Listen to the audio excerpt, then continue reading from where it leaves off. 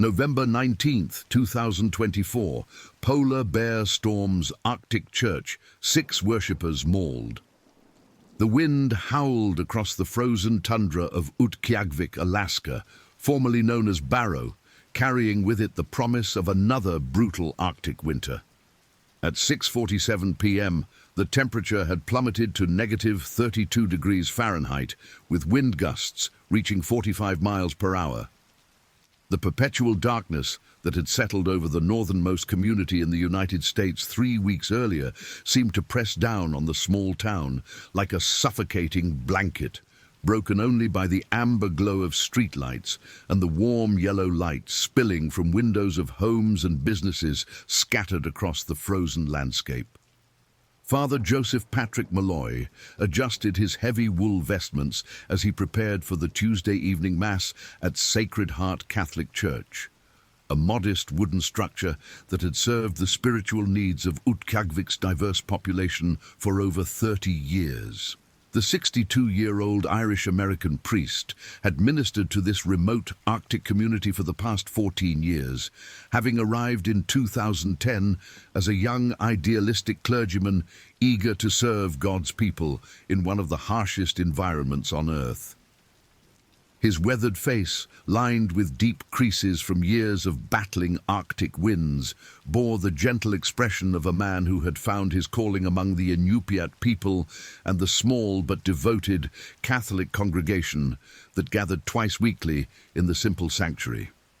The church itself was a testament to both faith and practicality in the extreme Arctic environment.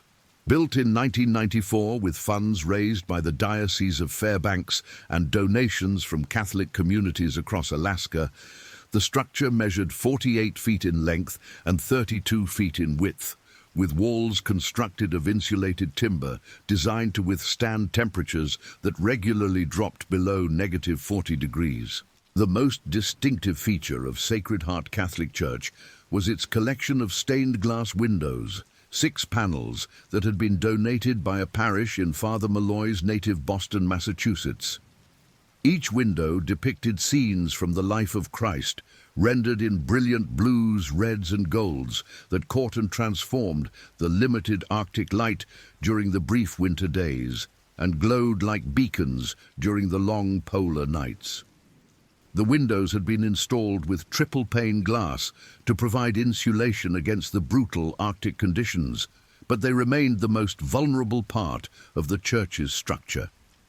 Father Malloy had often worried about them during the violent storms that regularly battered the community, but in 14 years of service they had weathered every blizzard and ice storm that nature had thrown at them. Tonight, however, would test them in ways that neither Father Malloy nor anyone else could have imagined.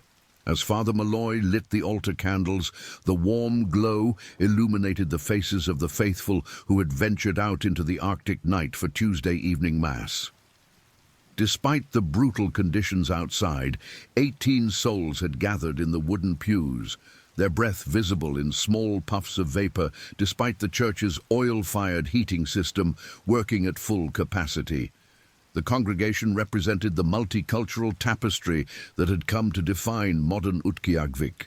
Longtime Inupiat residents, whose families had inhabited this land for thousands of years, government workers and researchers drawn north by employment opportunities, and a handful of others who had found their way to the top of the world for various personal and professional reasons.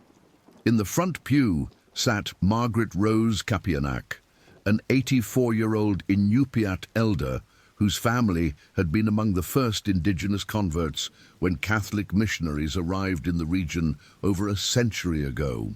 Margaret's weathered hands clutched a rosary that had belonged to her grandmother, the worn wooden beads polished smooth by decades of prayer. Beside her sat her great-granddaughter, 16-year-old Siku Kapianak, a high school junior who served as an altar server and had dreams of becoming a teacher. The teenager's long black hair was braided in the traditional style her great-grandmother had taught her, a connection to her cultural heritage that she wore proudly even as she navigated the complexities of modern teenage life in one of the world's most isolated communities. 3 pews back, Thomas Edward Mitchell, a 47-year-old meteorologist from the National Weather Service, sat with his wife Sarah Michelle Mitchell, a 43-year-old nurse practitioner who worked at the Samuel Simmons Memorial Hospital. The couple had relocated to Utqiagvik 6 years earlier, drawn by the unique professional opportunities and the tight-knit community atmosphere that characterized life in the Arctic. Thomas, whose precise and methodical nature had made him an excellent forecaster of Arctic weather patterns, had been tracking a severe low-pressure system that was expected to bring dangerous conditions to the North Slope region over the next several days. What he hadn't predicted, and what no weather model could have forecasted, was the desperate behavior of Arctic wildlife that would be driven by the approaching storm. Across the Isle, Dr. Elena Victoria Castillo, a 38-year-old wildlife biologist with the North Slope Borough's Department of Wildlife Management, sat alone in contemplation.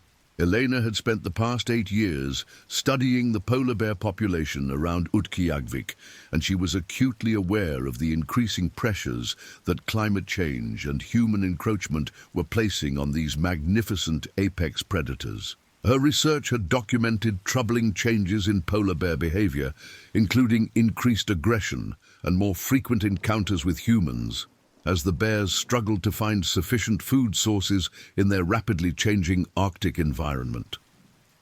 She had published several papers warning of the potential for dangerous human-bear encounters, but even her extensive knowledge of polar bear behavior could not have prepared her for what was about to unfold.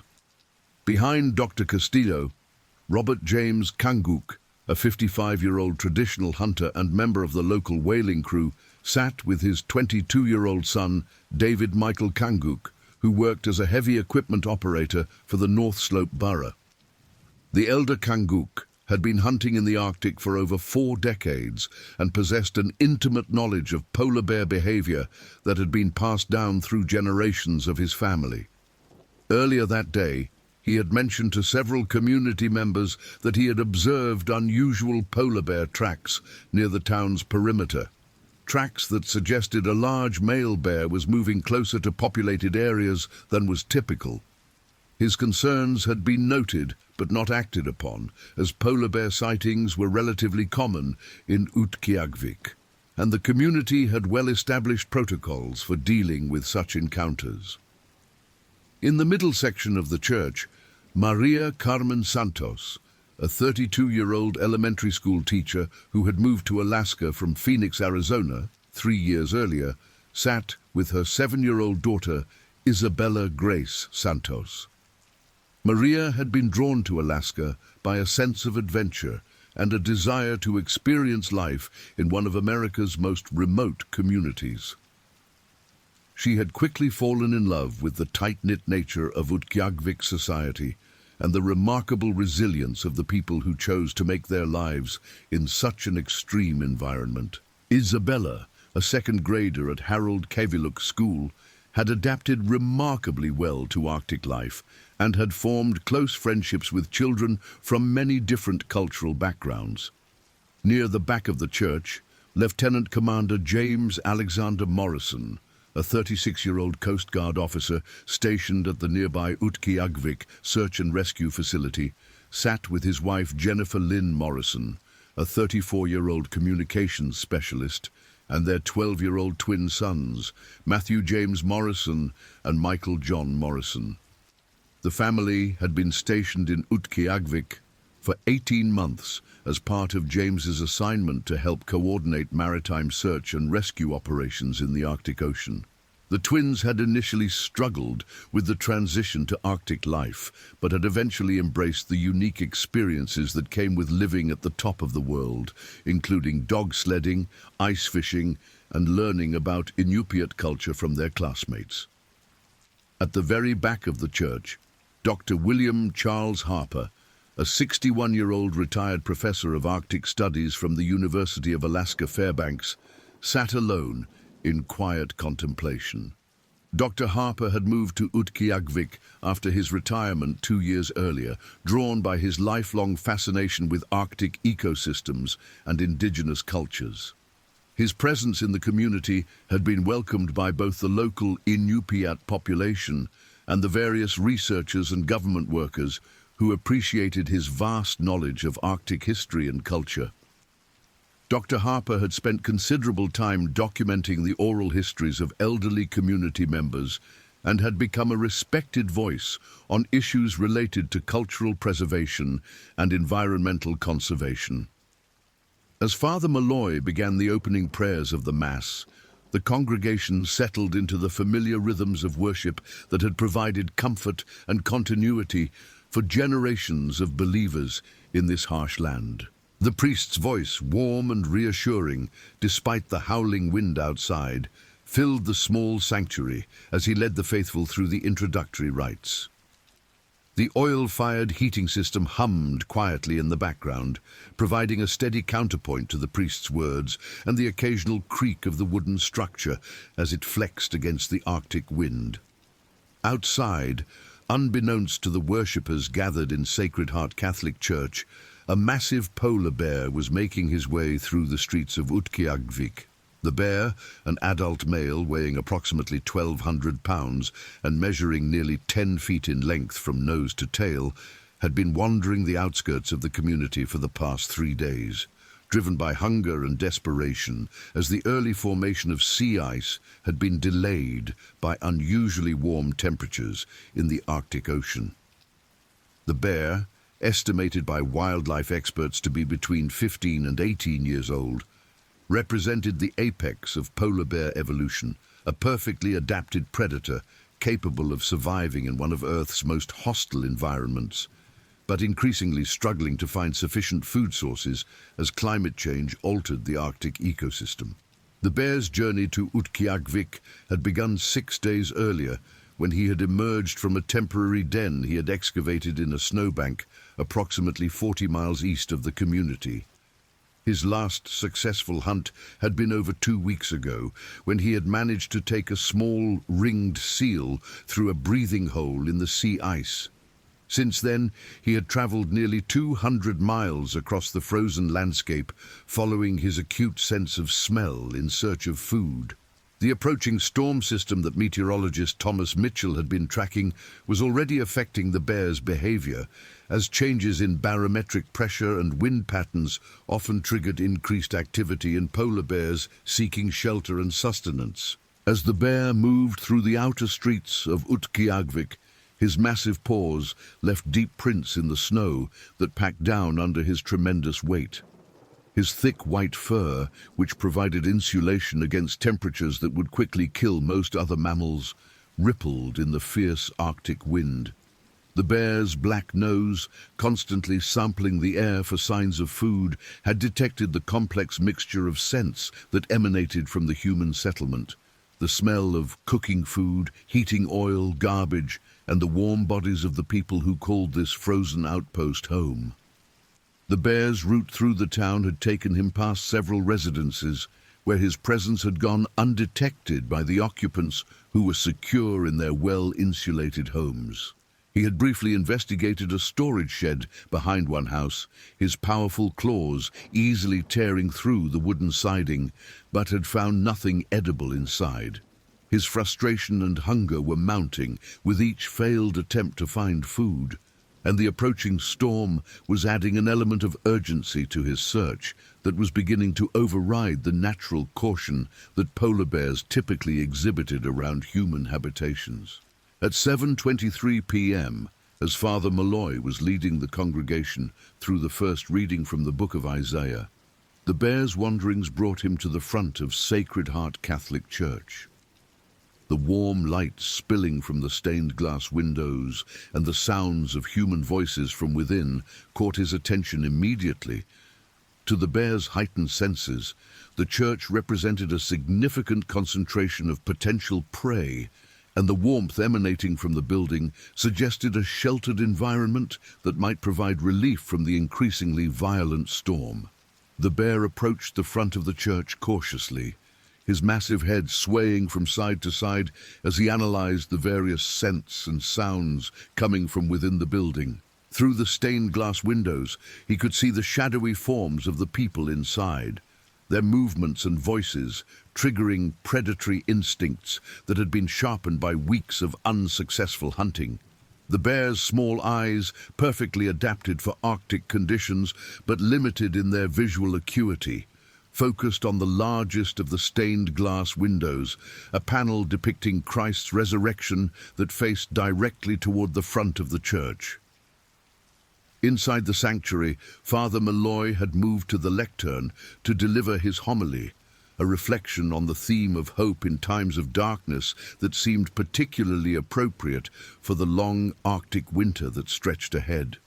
His voice carried clearly through the small church as he spoke about the importance of maintaining faith during difficult times, drawing parallels between the spiritual darkness that all humans experience and the literal darkness of the polar night that enveloped their community for months each year.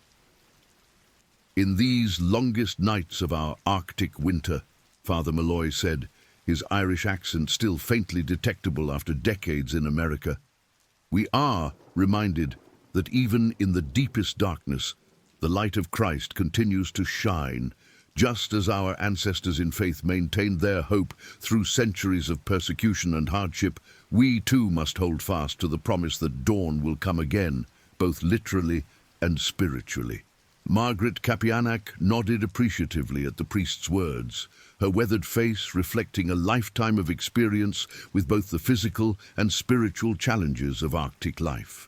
Beside her, young Siku shifted slightly in the pew, her attention momentarily drawn to a sound she thought she had heard from outside. The teenager's sharp hearing, honed by years of life in an environment where awareness of one's surroundings could be a matter of life and death, had detected a faint scraping sound that seemed out of place among the familiar noises of wind and settling building materials. Dr. Elena Castillo, whose professional training had made her acutely sensitive to any signs of wildlife activity, also noticed something unusual. The subtle change in the wind patterns around the building, the way the sounds from outside seemed to shift and focus, triggered an instinctive awareness that something large was moving nearby. Her hand instinctively moved to the satellite phone clipped to her belt, a device she carried at all times as part of her work with potentially dangerous Arctic wildlife. Outside, the polar bear had positioned himself directly in front of the stained glass window, depicting Christ's resurrection. The bear's massive front paws, each larger than a dinner plate, and equipped with claws that could easily tear through flesh and bone, pressed against the cold glass as he attempted to peer inside the building. The window, designed to withstand Arctic winds and temperature extremes, but never intended to resist the focused pressure of a 1,200-pound predator, began to flex ominously under the bear's weight. The bear's investigation of the window was interrupted by a sudden gust of wind that carried with it a concentrated burst of warm air and human scents from inside the church. The mixture of aromas, the oil from the heating system, the wax from the altar candles, and most importantly, the scent of 18 human beings, triggered an immediate and powerful response in the bear's predatory brain. Here was not just potential prey, but a concentrated group of prey animals gathered in what appeared to be a confined space. Robert Kanguk, the experienced hunter seated in the middle of the church, felt a sudden chill that had nothing to do with the Arctic temperature outside. His traditional knowledge, passed down through generations of his family who had lived alongside polar bears for millennia, had taught him to recognize the subtle signs that indicated when these powerful predators were nearby. The way the wind seemed to carry different sounds, the almost imperceptible change in the behavior of the sled dogs he could hear in the distance, and most importantly, a primal instinctive awareness that had kept his ancestors alive in this harsh environment for thousands of years, all combined to create a growing sense of unease. "Something's not right," Robert whispered to his son David, his voice barely audible above Father Malloy's continuing homily. David, who had inherited his father's connection to the natural world, along with the practical skills needed to operate heavy machinery in Arctic conditions, immediately became more alert. The younger man's modern education and technological training had not diminished his respect for his father's traditional knowledge, and he knew better than to dismiss such warnings. Thomas Mitchell, the meteorologist, found his attention drawn away from Father Malloy's words by a sudden change in the sound of the wind around the building. His professional training had made him extremely sensitive to changes in weather patterns and atmospheric conditions, and something about the way the wind was behaving around the church struck him as unusual. The structure should have been creating a relatively predictable pattern of air turbulence, but the sounds he was hearing suggested that something large was disrupting the normal flow of air around the building. Father Malloy, focused on delivering his homily to the small but devoted congregation, initially remained unaware of the growing unease among some of his parishioners.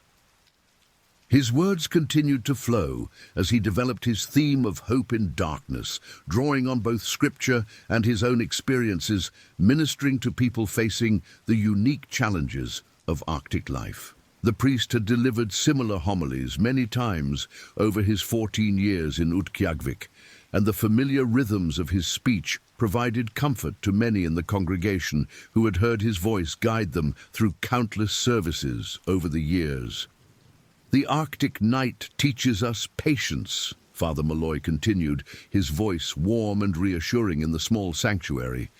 "It reminds us that there are rhythms in creation larger than our own immediate needs and desires.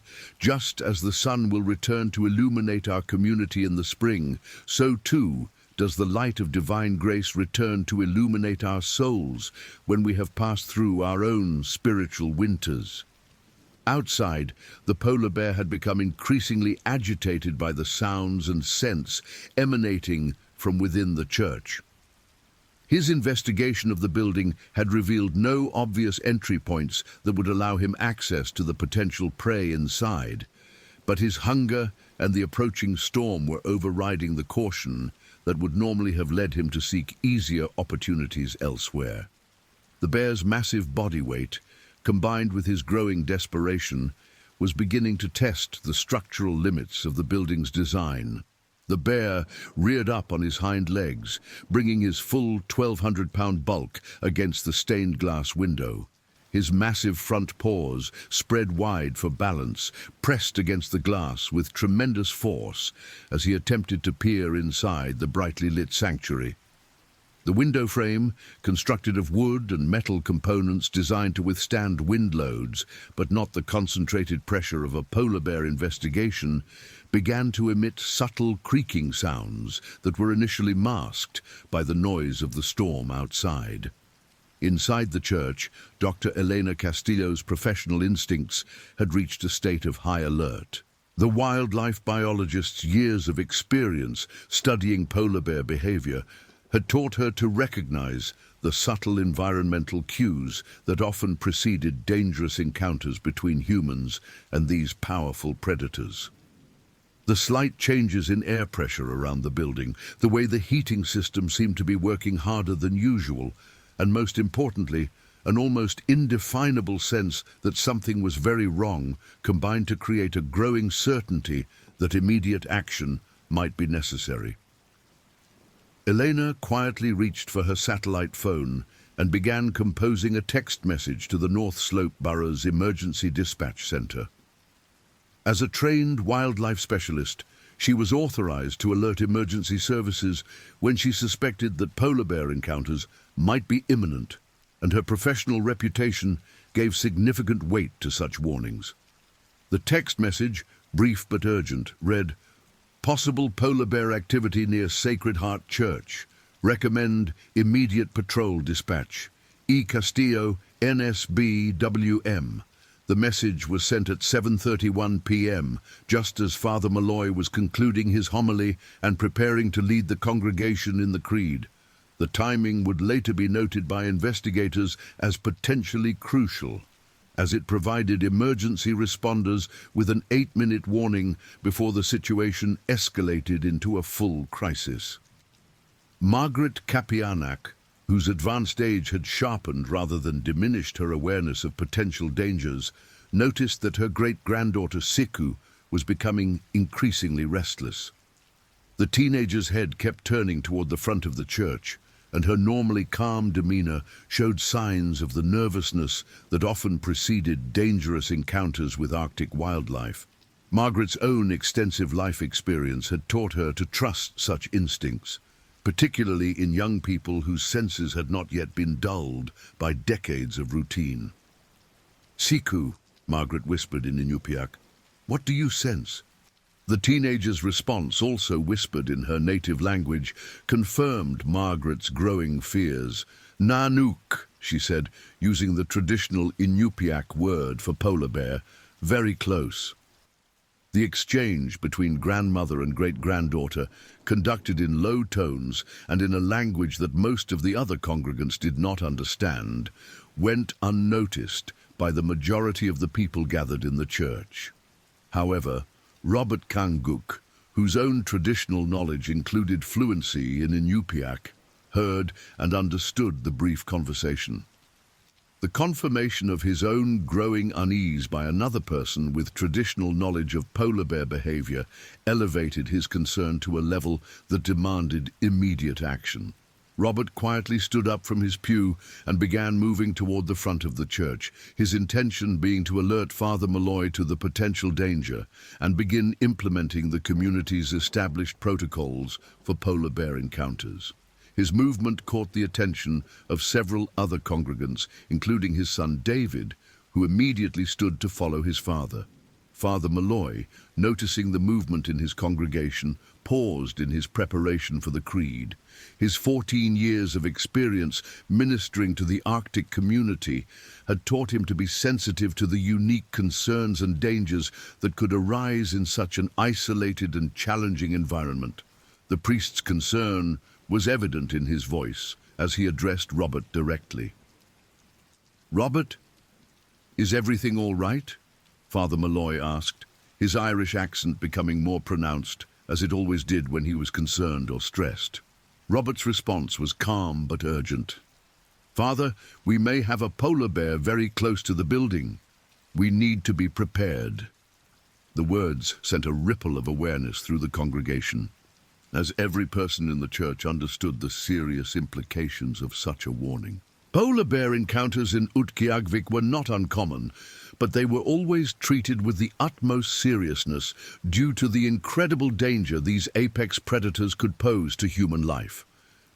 The community had well-established protocols for dealing with such situations, including procedures for sheltering in place, contacting emergency services, and evacuating if necessary.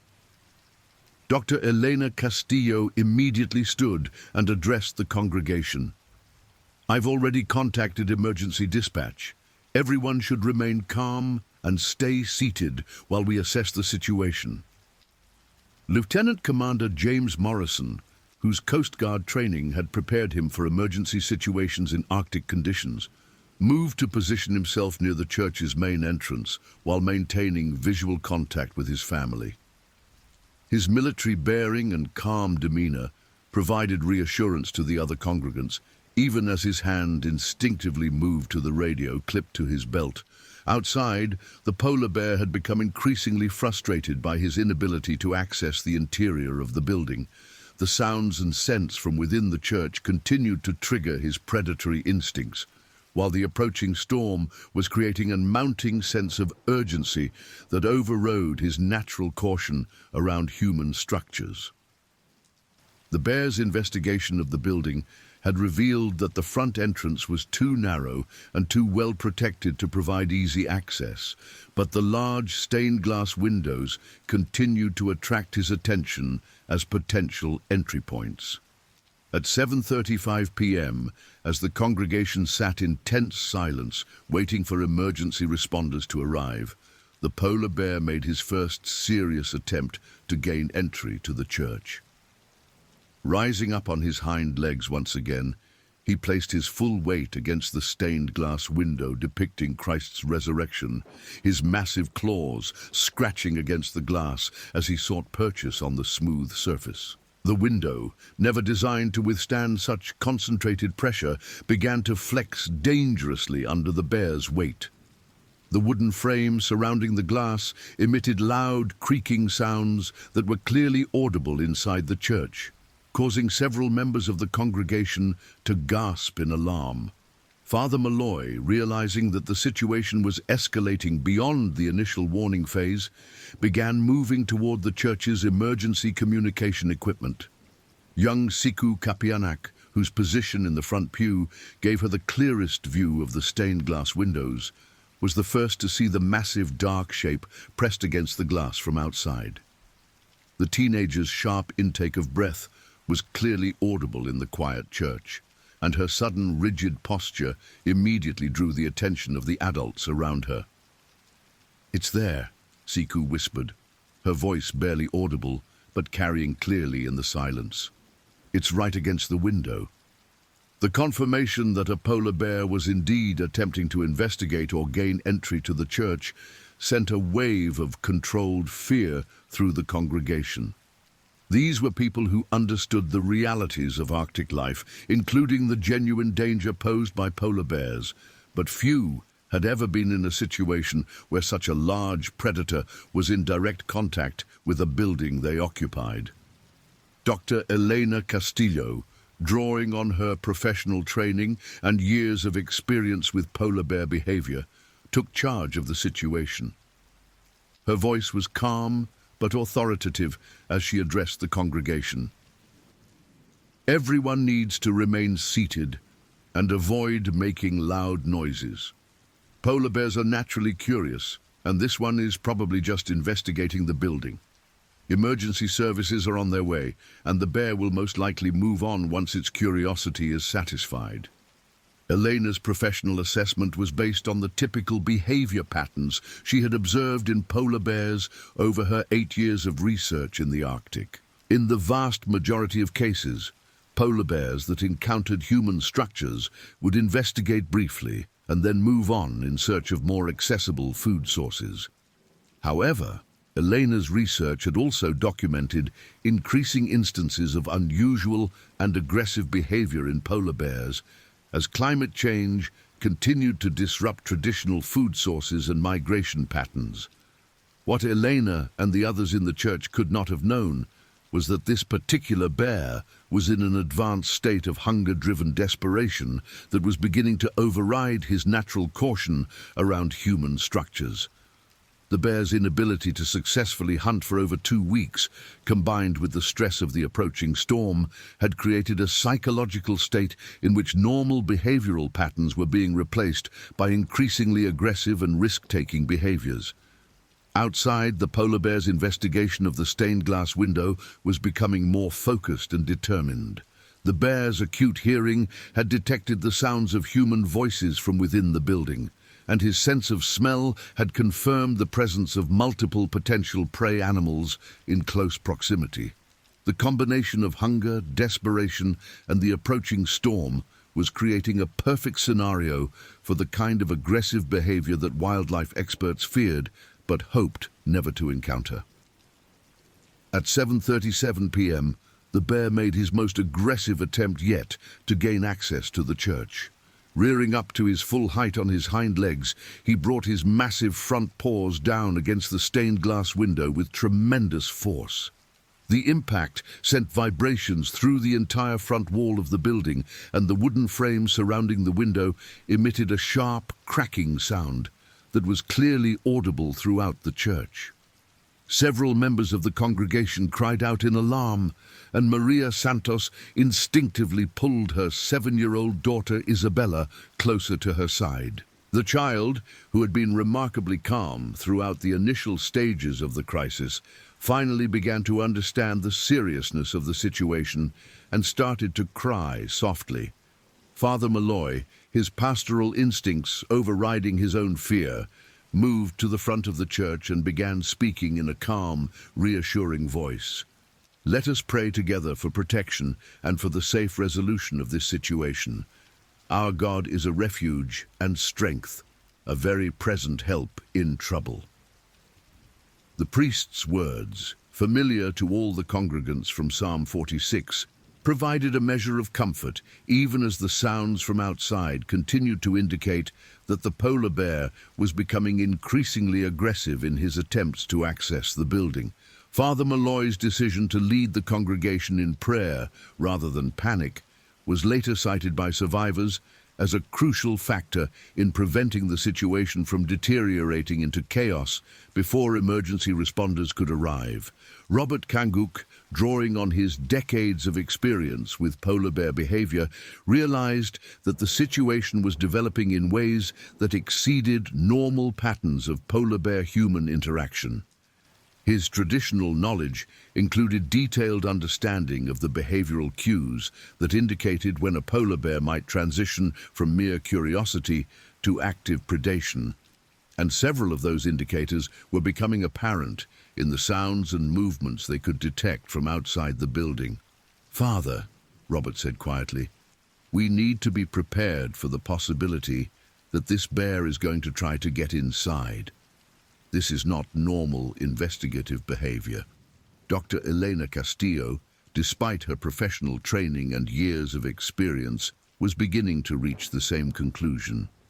The intensity and persistence of the bear's investigation of the building exceeded anything she had previously documented in her research.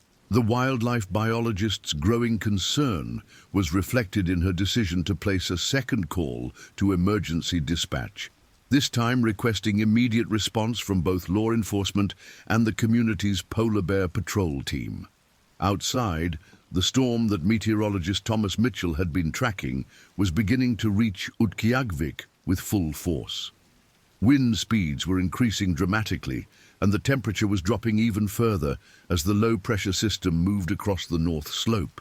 The combination of severe weather conditions and the presence of an increasingly aggressive polar bear was creating a compound emergency that would test the resources and response capabilities of the small Arctic community.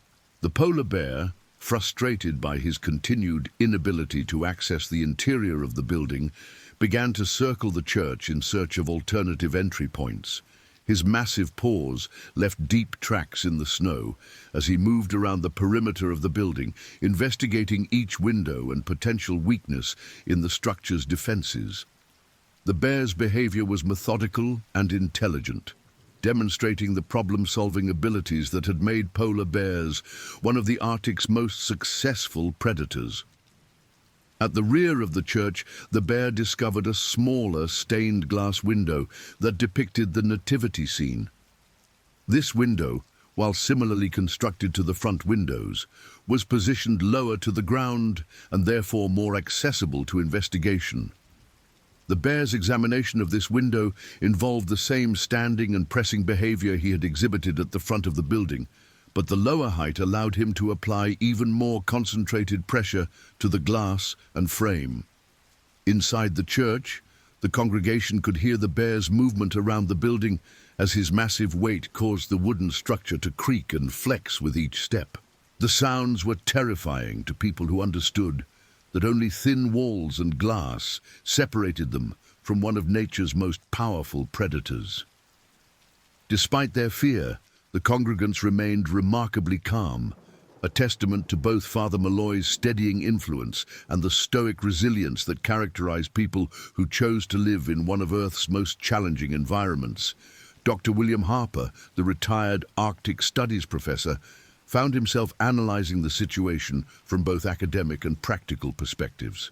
His years of research into Arctic ecosystems had given him extensive knowledge of polar bear behavior, but he had never been in a situation where such knowledge was needed for immediate survival. Dr. Harper's academic understanding of polar bear hunting patterns and territorial behavior provided him with insights into what might be driving the bear's unusually persistent investigation of the building. "This bear has likely been unsuccessful in hunting for an extended period," Dr. Harper said quietly to Lieutenant Commander Morrison, who was positioned near him at the back of the church. The desperation level we're seeing suggests that normal food sources have been unavailable for weeks. That makes this situation much more dangerous than a typical encounter. Lieutenant Commander Morrison, whose Coast Guard experience had included training in Arctic wildlife encounters, understood the implications of Dr. Harper's assessment.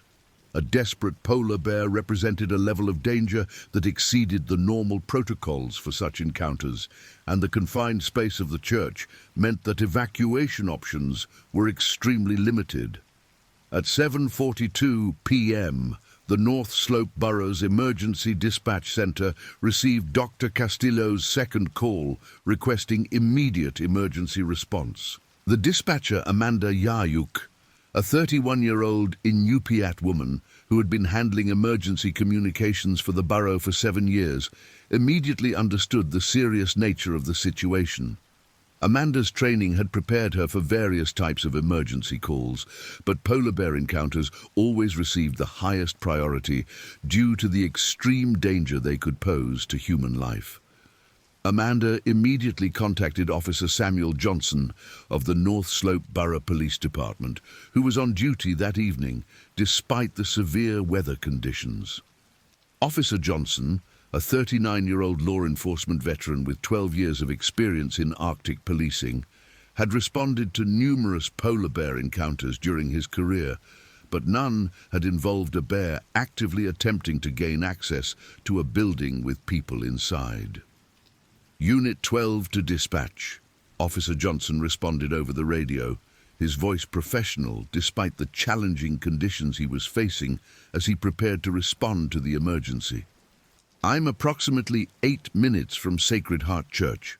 Weather conditions are deteriorating rapidly and visibility is severely limited. I'm going to need backup and possibly the wildlife response team.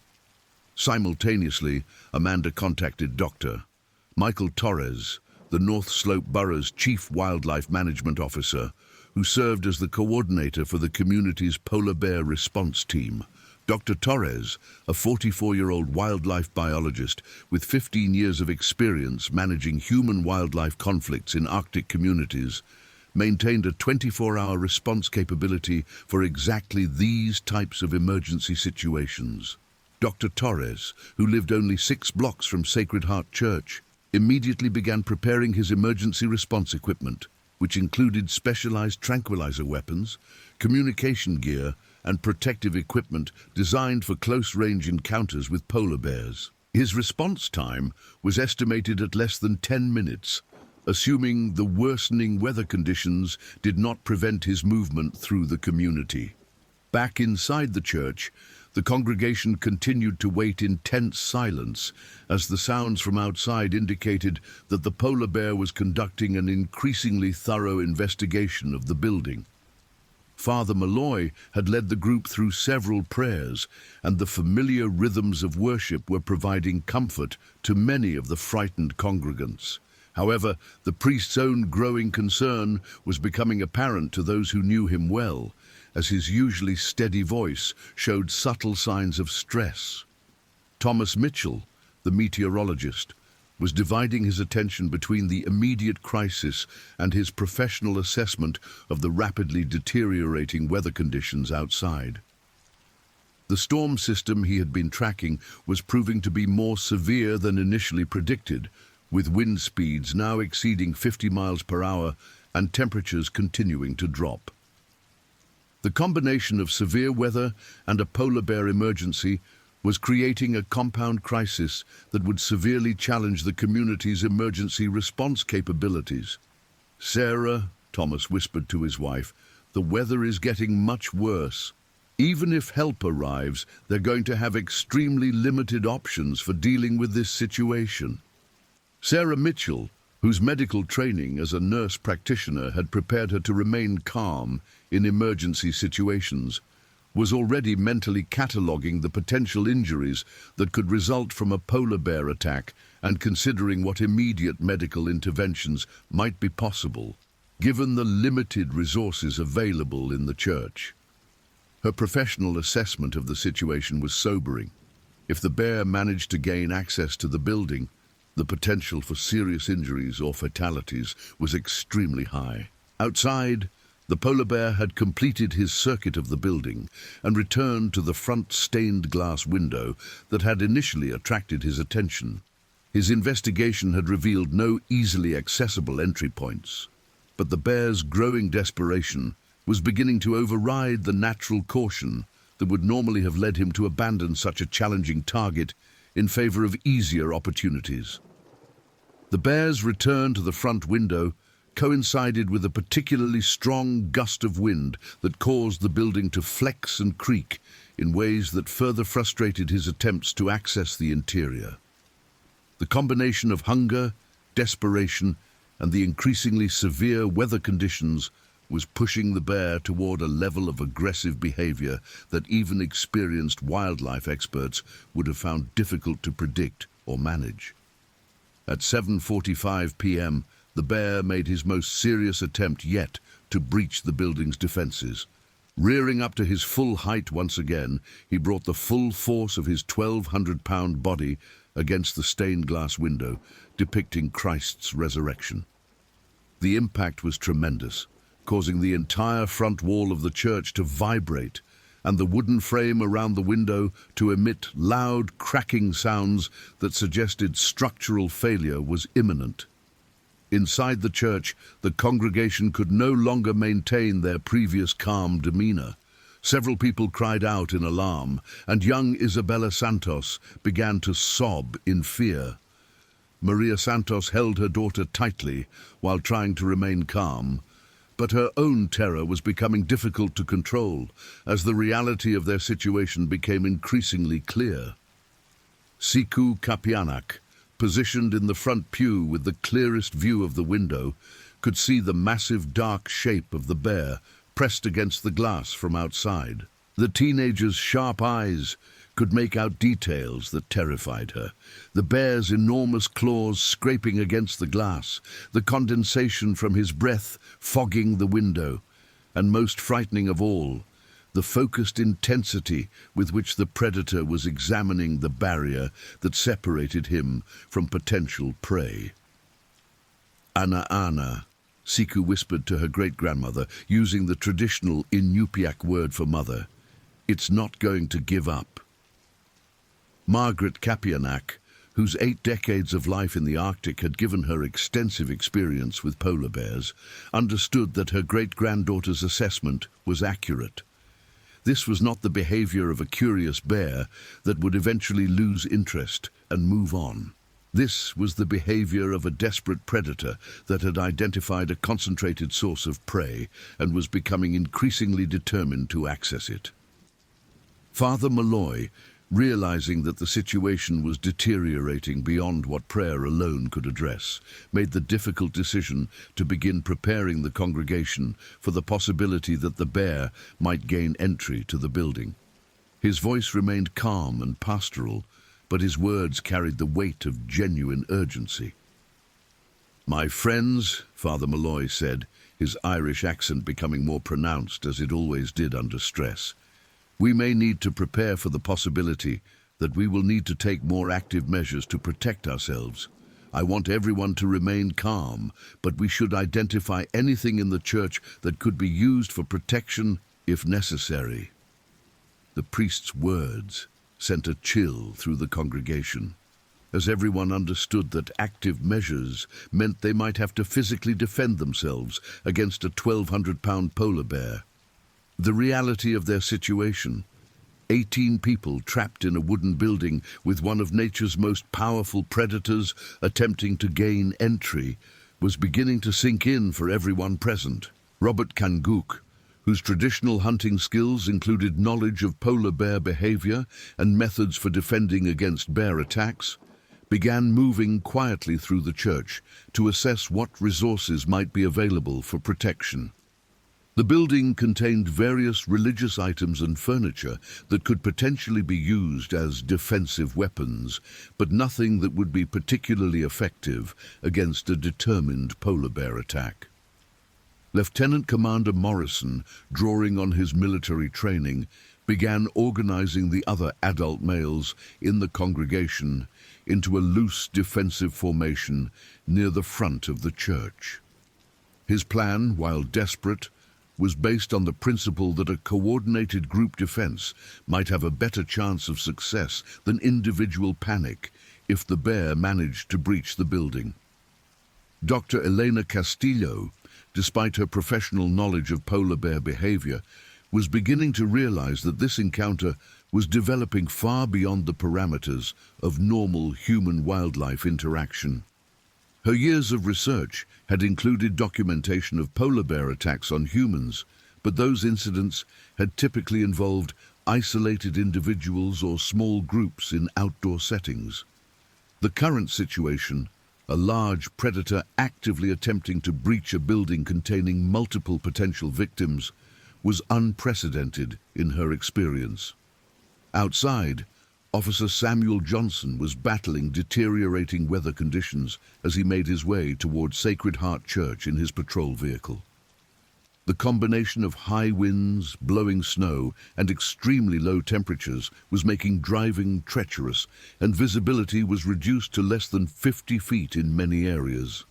Despite these challenges, Officer Johnson's experience with Arctic law enforcement had prepared him for exactly these types of conditions, and he was making steady progress toward the emergency scene.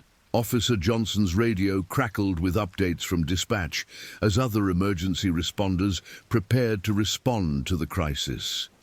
Dr. Michael Torres, the Chief Wildlife Management Officer, was having similar difficulties moving through the community due to weather conditions, but he was making steady progress and was expected to arrive at the scene within minutes of Officer Johnson.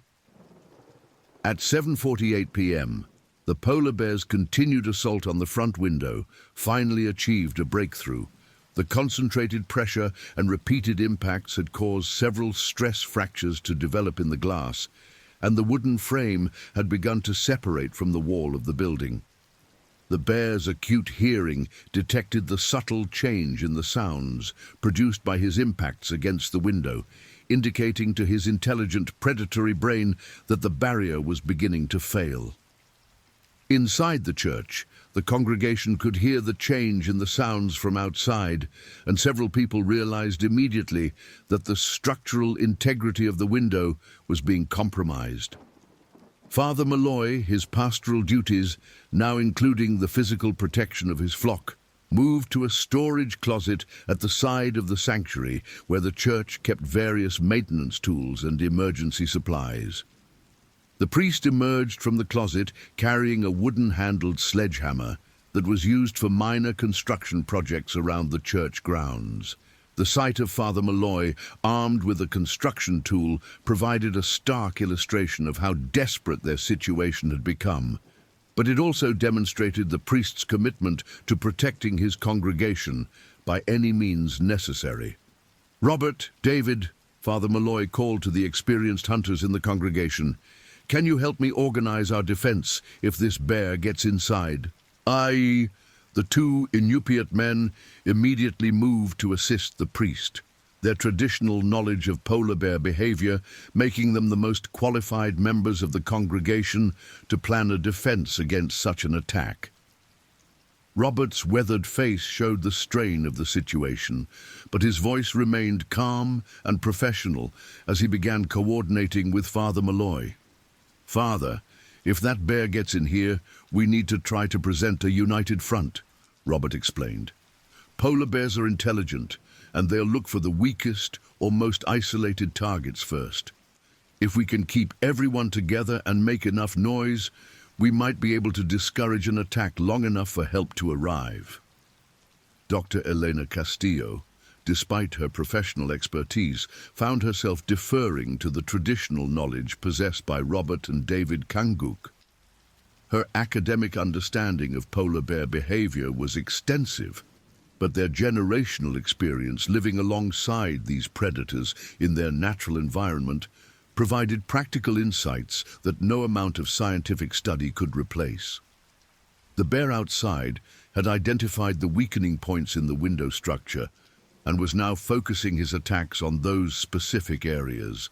His intelligence and problem-solving abilities, evolved over millennia of Arctic survival, were being applied to the challenge of accessing the prey he could sense inside the building.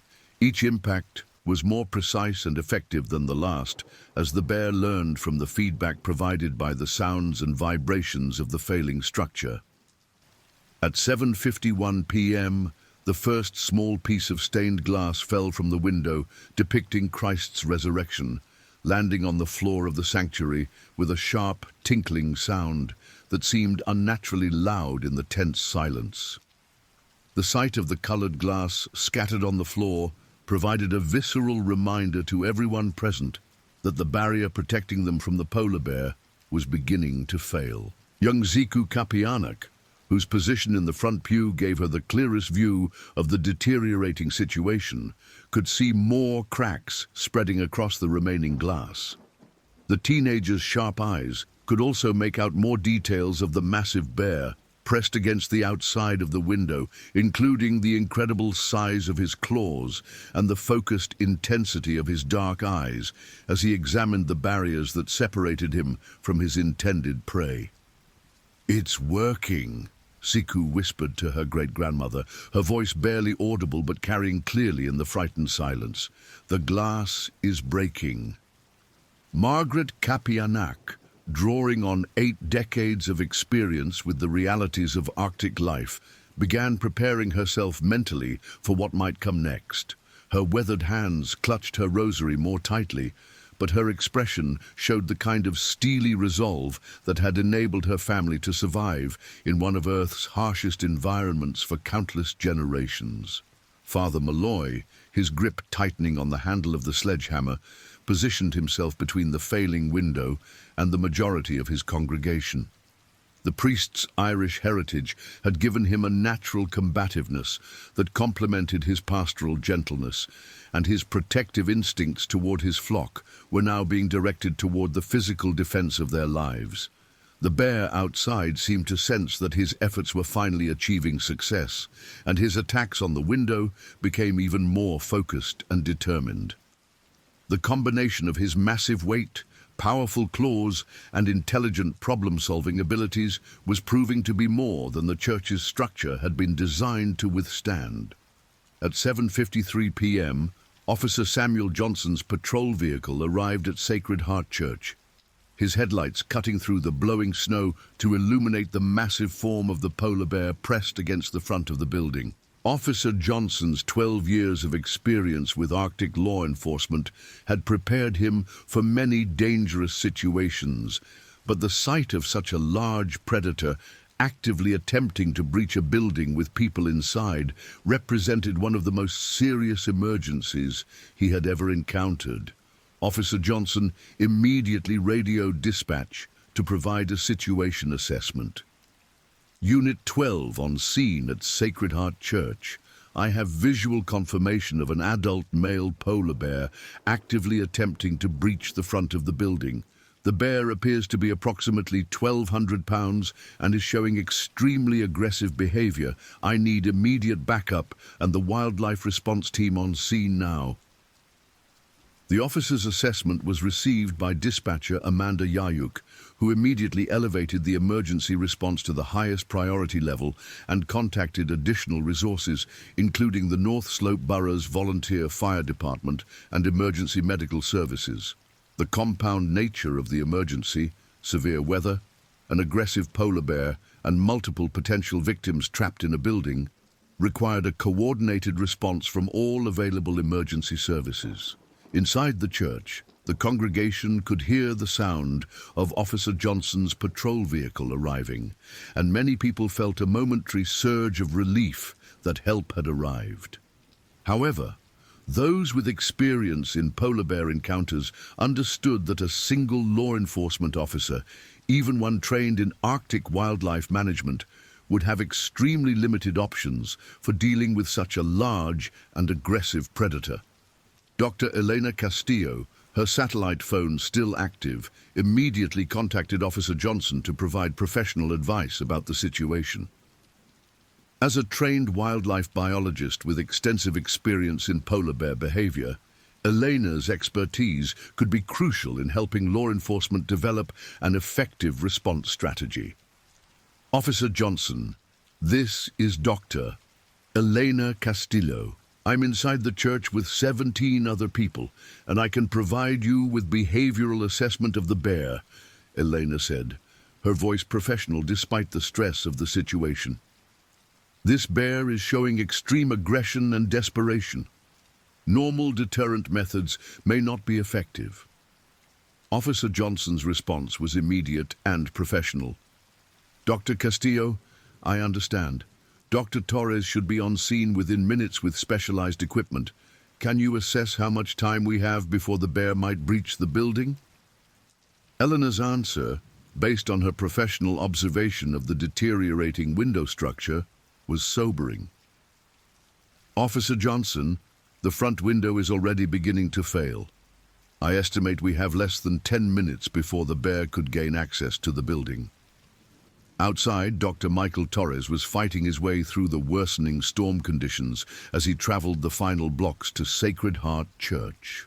The Chief Wildlife Management Officer's emergency response kit included specialized tranquilizer equipment designed specifically for polar bear encounters, but the severe weather conditions were complicating his ability to transport and deploy such equipment safely. The polar bear, aware of the arrival of Officer Johnson's vehicle, but not deterred by the presence of another human, continued his focused assault on the church window. The bear's predatory instincts had been sharpened by weeks of unsuccessful hunting, and the concentration of potential prey inside the building was creating a level of motivation that exceeded normal caution around human activity. At 7:56 p.m., a larger section of stained glass fell from the window, creating an opening approximately 6 inches in diameter through which the bear could insert his massive claws. The sound of breaking glass was followed immediately by the terrifying sight of enormous black claws probing through the opening as the bear attempted to enlarge the breach in the building's defenses. Several members of the congregation screamed in terror at the sight of the bear's claws reaching into their sanctuary, and the reality of their situation became undeniably clear to everyone present. This was no longer a matter of waiting for help to arrive. They were about to face a direct confrontation with one of nature's most powerful predators. Father Malloy, his protective instincts now fully engaged, moved closer to the failing window with his sledgehammer raised. The priest's plan, while desperate, was to attempt to strike at the bear's claws or paws if the predator managed to gain further access to the building. Father Malloy's actions demonstrated remarkable courage, but everyone present understood that a sledgehammer would be of limited effectiveness against a 1,200-pound polar bear. Robert and David Kanguk positioned themselves on either side of Father Malloy, creating a defensive line between the bear and the rest of the congregation. Robert carried a wooden chair that he intended to use as both a shield and a weapon, while David had found a metal fire poker from the church's heating system. Their traditional knowledge told them that their chances of successfully fighting off a polar bear were extremely slim, but their cultural heritage demanded that they protect their community members to the best of their ability. Lieutenant Commander Morrison, drawing on his military training, had organized the remaining adult males in the congregation into a secondary defensive line while positioning the women and children toward the rear of the church. His plan, while improvised, was based on established military principles of defense in depth and protection of non-combatants. The bear's claws continued to work at enlarging the opening in the window, and his problem-solving intelligence was evident in the systematic way he attacked the remaining glass and frame materials. Each movement was calculated to achieve maximum effect in weakening the barrier that separated him from his intended prey. Dr. Elena Castillo, her professional knowledge telling her that the situation was about to escalate dramatically, made the decision to provide real-time guidance to the people in the church about polar bear behavior and potential defense strategies. Her expertise, while academic in nature, might provide crucial insights that could save lives in the next few minutes. "Everyone listen to me carefully, Doctor," Castillo said, her voice carrying clearly through the church, despite the noise from outside. "If this bear gets inside, we need to make ourselves appear as large and threatening as possible. Make noise, wave your arms, and whatever you do, don't run. Running triggers chase behavior in polar bears." Her professional advice was being put to the test in the most literal way possible, as the academic theories she had studied and taught were about to be applied in a life-or-death situation involving herself and 17 other people. Outside, Officer Johnson was assessing his extremely limited options for dealing with the situation. His standard law enforcement sidearm, while adequate for many situations, was not ideally suited for stopping a polar bear, particularly one in an advanced state of aggression. The officer's radio communication with dispatch had resulted in requests for additional firepower, but the severe weather conditions were preventing rapid response from other agencies. At 7:58 p.m., Dr. Michael Torres arrived at Sacred Heart Church, his specialized wildlife management vehicle equipped with tranquilizer equipment and other tools designed specifically for polar bear encounters. Dr. Torres's arrival provided Officer Johnson with backup and specialized expertise, but the rapidly deteriorating situation left extremely limited options for a safe resolution. Dr. Torres immediately assessed the situation and recognized that standard wildlife management protocols would not be adequate for dealing with such an aggressive and determined bear. His professional experience had included numerous polar bear relocations and several emergency response situations, but none had involved a bear actively attempting to breach a building with multiple potential victims inside. "Officer Johnson," Dr. Torres said, his voice calm despite the severity of the situation, "we're going to have to consider lethal force as our primary option. This bear is showing extreme aggression, and tranquilization won't work fast enough if he breaches that building." The decision to potentially use lethal force against the polar bear was not made lightly, as polar bears were protected species under both state and federal wildlife conservation laws. However, the immediate threat to human life clearly justified whatever measures might be necessary to protect the people trapped inside the church. Inside Sacred Heart Church, the congregation could hear the sounds of multiple vehicles arriving outside, and many people felt another surge of hope that adequate help had finally arrived. However, those with experience in polar bear encounters understood that even trained wildlife management officers would face significant challenges in dealing with such a large and aggressive predator in close proximity to a building containing potential victims.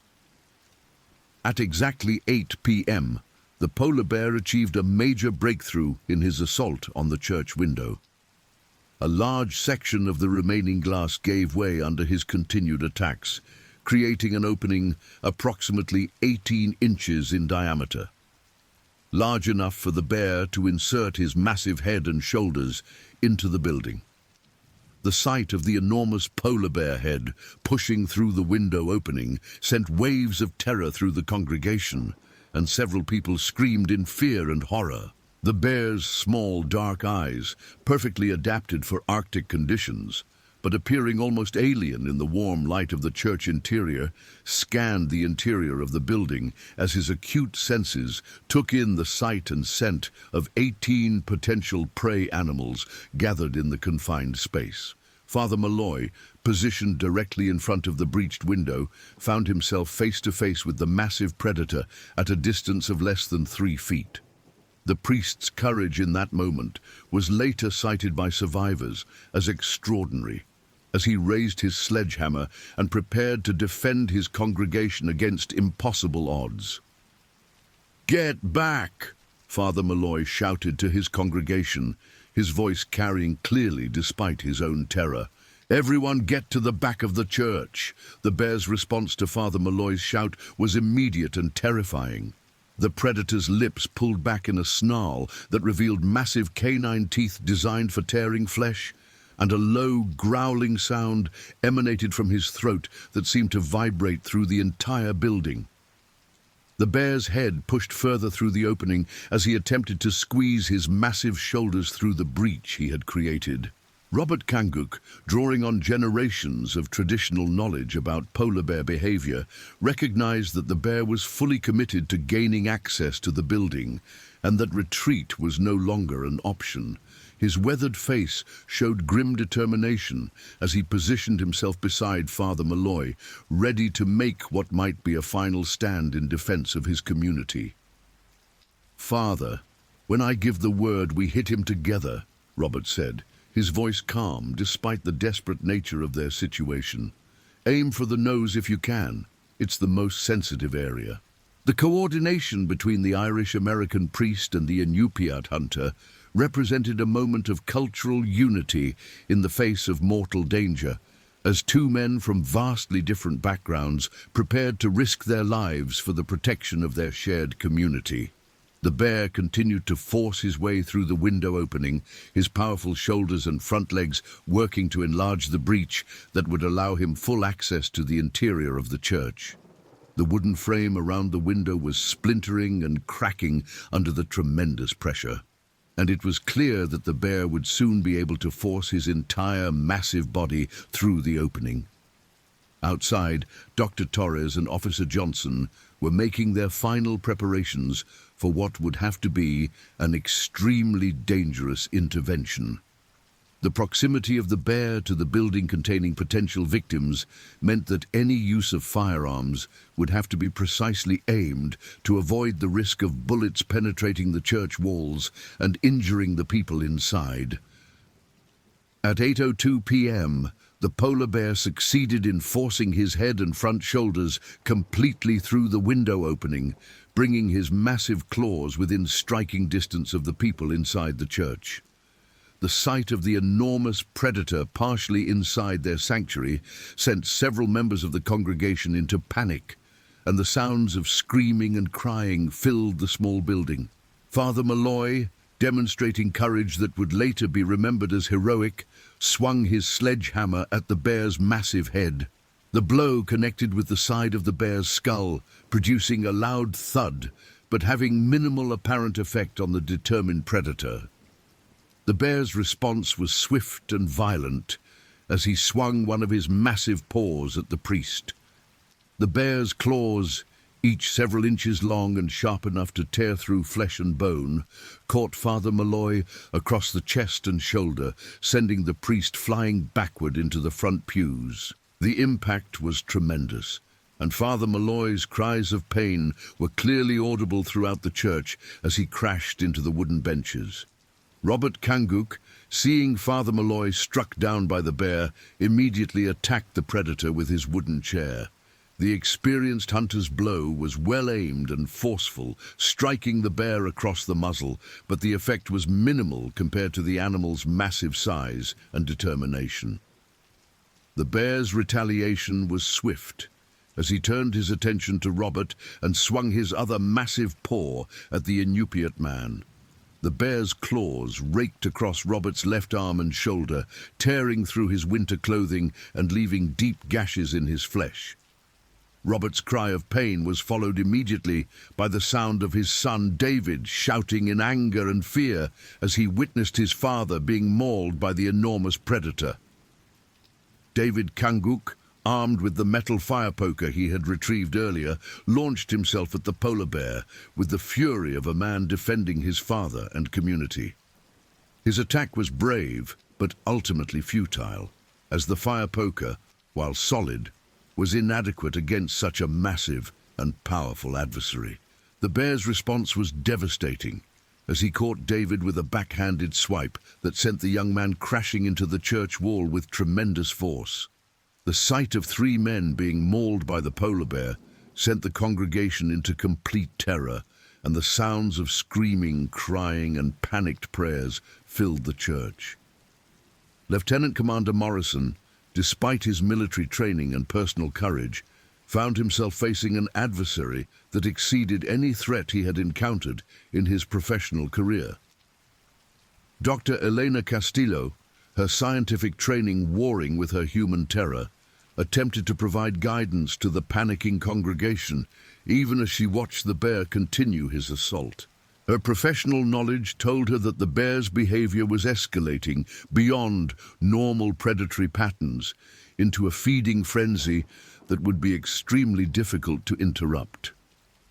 Margaret Kapianak, the elderly Inupiat woman whose 8 decades of Arctic life had given her extensive experience with natural dangers, pulled her great-granddaughter Siku toward the back of the church while maintaining the kind of calm dignity that had characterized her people's relationship with the harsh Arctic environment for millennia. The polar bear, having neutralized the immediate threats posed by Father Malloy and the Kanguk men, began forcing more of his massive body through the window opening.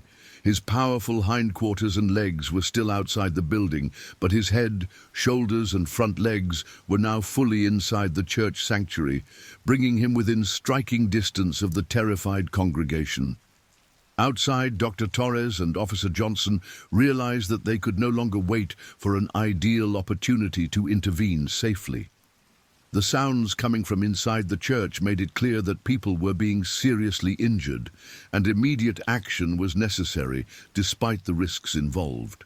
Dr. Torres, carrying a high-powered rifle specifically designed for polar bear encounters, moved to position himself where he could potentially get a clear shot at the bear through the damaged window opening. The challenge was enormous, as the bear's position partially inside the building meant that any missed shot could potentially injure the people he was trying to protect. At 8:04 p.m., the polar bear succeeded in forcing his entire massive body through the window opening and into the sanctuary of Sacred Heart Church. The sight of a 1,200-pound polar bear standing inside their place of worship was beyond the worst nightmares of anyone present, and the reality of their situation became undeniably clear to every person in the building. The bear's presence inside the confined space of the church transformed an already terrifying situation into what survivors would later describe as a vision of hell. The massive predator's white fur was now stained with blood from his attacks on Father Malloy and the Kanguk men, and his dark eyes surveyed the remaining congregation with the focused intensity of a supreme predator evaluating his prey. Thomas and Sarah Mitchell instinctively moved to shield their 12-year-old twin sons, Matthew and Michael, while Maria Santos gathered her 7-year-old daughter Isabella into her arms. The protective instincts of parents facing mortal danger were evident throughout the church, as adults positioned themselves between the bear and the children present.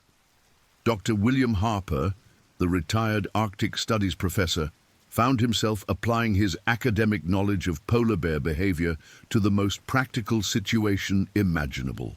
His understanding of predatory behavior patterns told him that the bear would likely focus first on the most vulnerable or isolated members of the congregation, making group cohesion crucial for survival.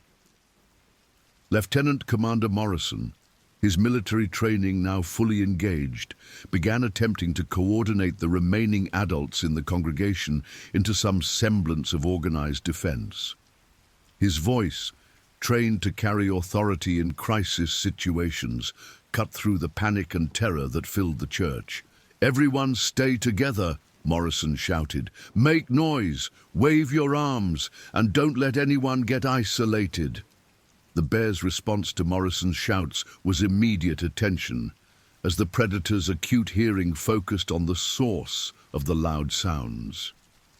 The polar bear began moving toward the rear of the church, where most of the congregation had retreated, his massive paws making deep impressions in the wooden floor with each step. Dr. Elena Castillo, despite her terror, continued to provide professional guidance based on her years of polar bear research. Her voice, while strained with fear, carried the authority of scientific expertise as she attempted to help her fellow congregation members survive the next crucial minutes. "The bear is looking for easy targets," Dr. Castillo shouted above the noise. "Stay in a group, keep making noise, and if anyone falls down, help them up immediately." The bear's advance toward the rear of the church was methodical and intelligent, demonstrating the problem-solving abilities that had made polar bears such successful Arctic predators. His dark eyes continued to scan the group of humans, seemingly evaluating which individuals might provide the easiest targets for his next attack. Young Siku Kapianak, despite her terror, demonstrated the kind of courage and cultural knowledge that had enabled her people to survive in the Arctic for thousands of years.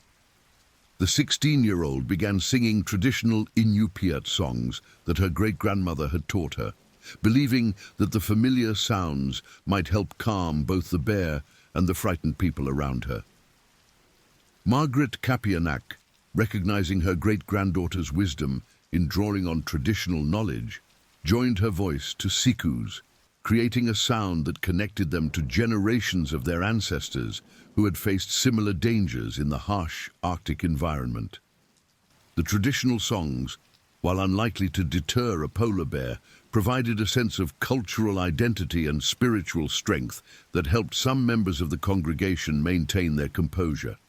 At 8:06 p.m., the polar bear made his next attack, focusing on Dr. William Harper, who had become separated from the main group by several feet. The elderly professor's academic knowledge of polar bear behavior proved inadequate when faced with the reality of 1,200 pounds of predator moving toward him with lethal intent. The bear's attack on Dr. Harper was swift and devastating. The massive predator's claws raked across the professor's back and shoulders as he attempted to flee toward the main group, sending the elderly man crashing to the floor in a spray of blood. Dr. Harper's screams of pain and terror filled the church as the bear stood over him, seemingly preparing to deliver a killing blow. Lieutenant Commander Morrison, his military training overriding his self-preservation instincts, launched himself at the polar bear in an attempt to save Dr. Harper's life. Morrison's attack was coordinated with Thomas Mitchell, who had grabbed a wooden cross from the altar area to use as an improvised weapon. The two men's assault on the polar bear was brave, but ultimately ineffective against such a massive and powerful adversary. The bear's response was swift and violent as he turned from Dr. Harper to face the new threats. Morrison received a glancing blow from one of the bear's massive paws that sent him stumbling backward, while Mitchell's wooden cross shattered against the bear's skull without any apparent effect. Dr. Torres, positioned outside the church with his rifle, was struggling to find a clear shot that would not endanger the people inside the building. The polar bear's position and the movement of the congregation members made precise marksmanship extremely difficult, particularly given the life-or-death consequences of either missing or hitting an unintended target. Officer Johnson, armed with his service weapon, was facing similar challenges in finding a safe angle from which to engage the bear. The confined space of the church interior and the presence of 18 potential victims created an extremely complex tactical situation that exceeded the normal parameters of law enforcement firearms use. Inside the church, the bear had turned his attention back to Dr. Harper, who was lying wounded and helpless on the floor. The elderly professor's injuries were severe, and his ability to defend himself or escape was virtually eliminated. The sight of the massive predator standing over the wounded man created a moment of horrifying clarity for everyone present about the reality of their situation. Sarah Mitchell, her medical training overriding her terror, attempted to reach Dr. Harper to provide medical assistance. Her movement toward the wounded man immediately attracted the bear's attention as his predatory instincts focused on the approaching human. The nurse practitioner found herself face to face with the polar bear at a distance of less than 6 feet, close enough to see the individual hairs of his massive coat and the intelligence in his dark eyes. The bear's reaction to Sarah Mitchell's approach was aggressive posturing, as he reared up on his hind legs to display his full, intimidating height and mass. The sight of the enormous predator towering over her sent Sarah stumbling backward toward her family, but her brief medical assessment of Dr. Harper had revealed the severity of his injuries and the urgent need for medical intervention. At 8:08 p.m., Dr. Torres finally achieved a clear shot angle through the damaged church window.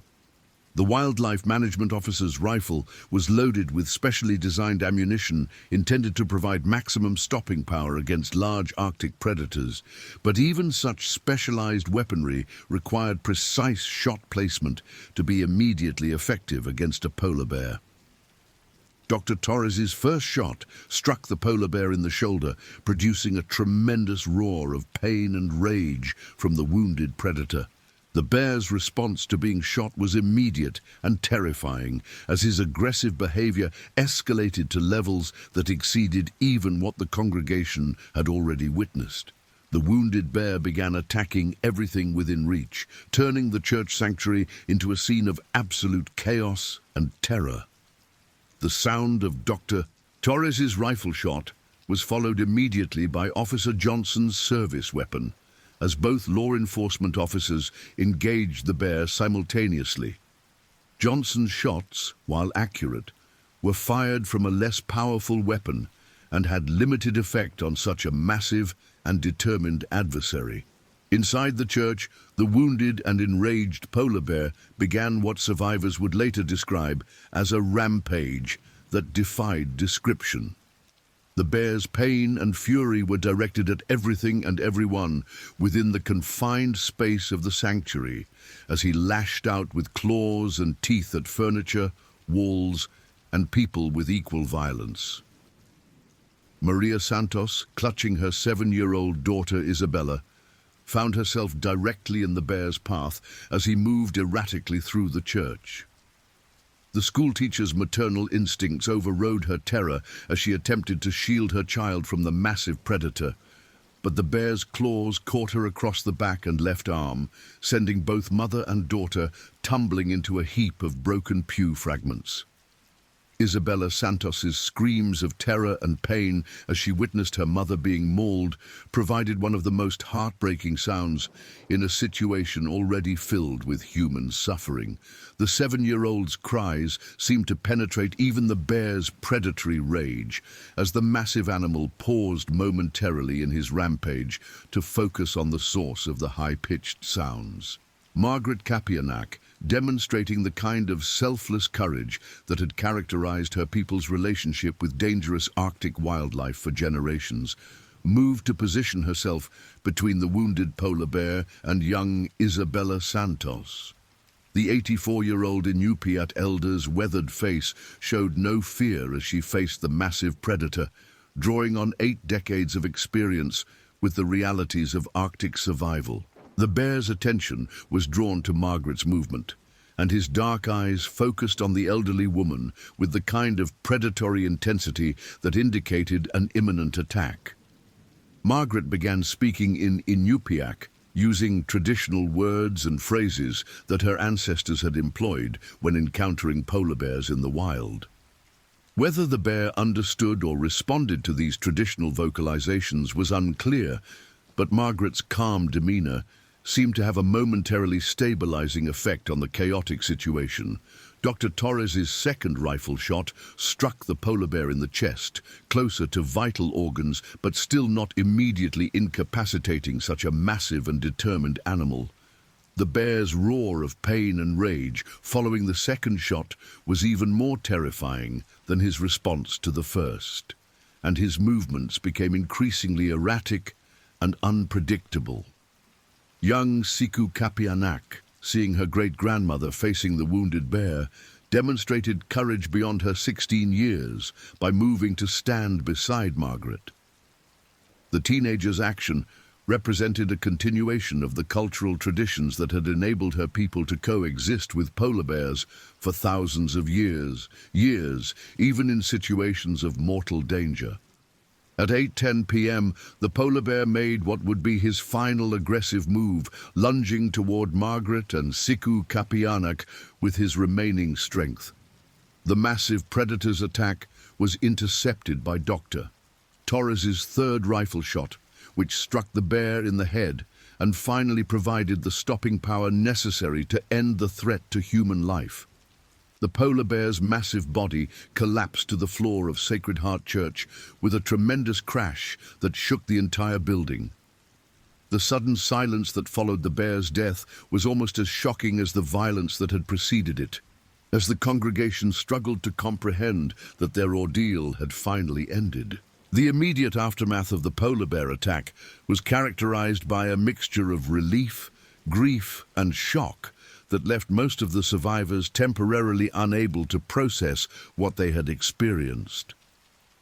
The church sanctuary, which less than an hour earlier had been a place of peaceful worship, now resembled a battlefield strewn with broken furniture, shattered glass, and the blood of both human victims and the massive predator that had invaded their sanctuary.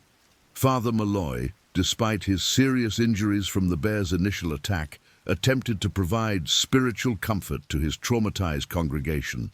The priest's voice was weak from pain and blood loss, but his words carried the authority of his pastoral calling as he led the survivors in prayers of thanksgiving for their deliverance and prayers for the souls of any who might not have survived the attack.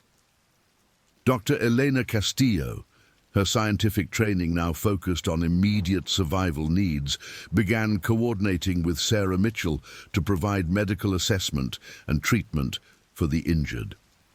The two women's professional expertise was crucial in the critical minutes following the attack, as several congregation members required immediate medical attention to prevent life-threatening blood loss. The most seriously injured victims included Father Malloy, who had suffered deep claw wounds to his chest and shoulder, Robert Kanguk, whose left arm and shoulder had been severely mauled, his son David, who had sustained head injuries from being thrown against the church wall, Dr. William Harper, who had suffered extensive back and shoulder lacerations, and Maria Santos, whose injuries from shielding her daughter were significant but not immediately life-threatening.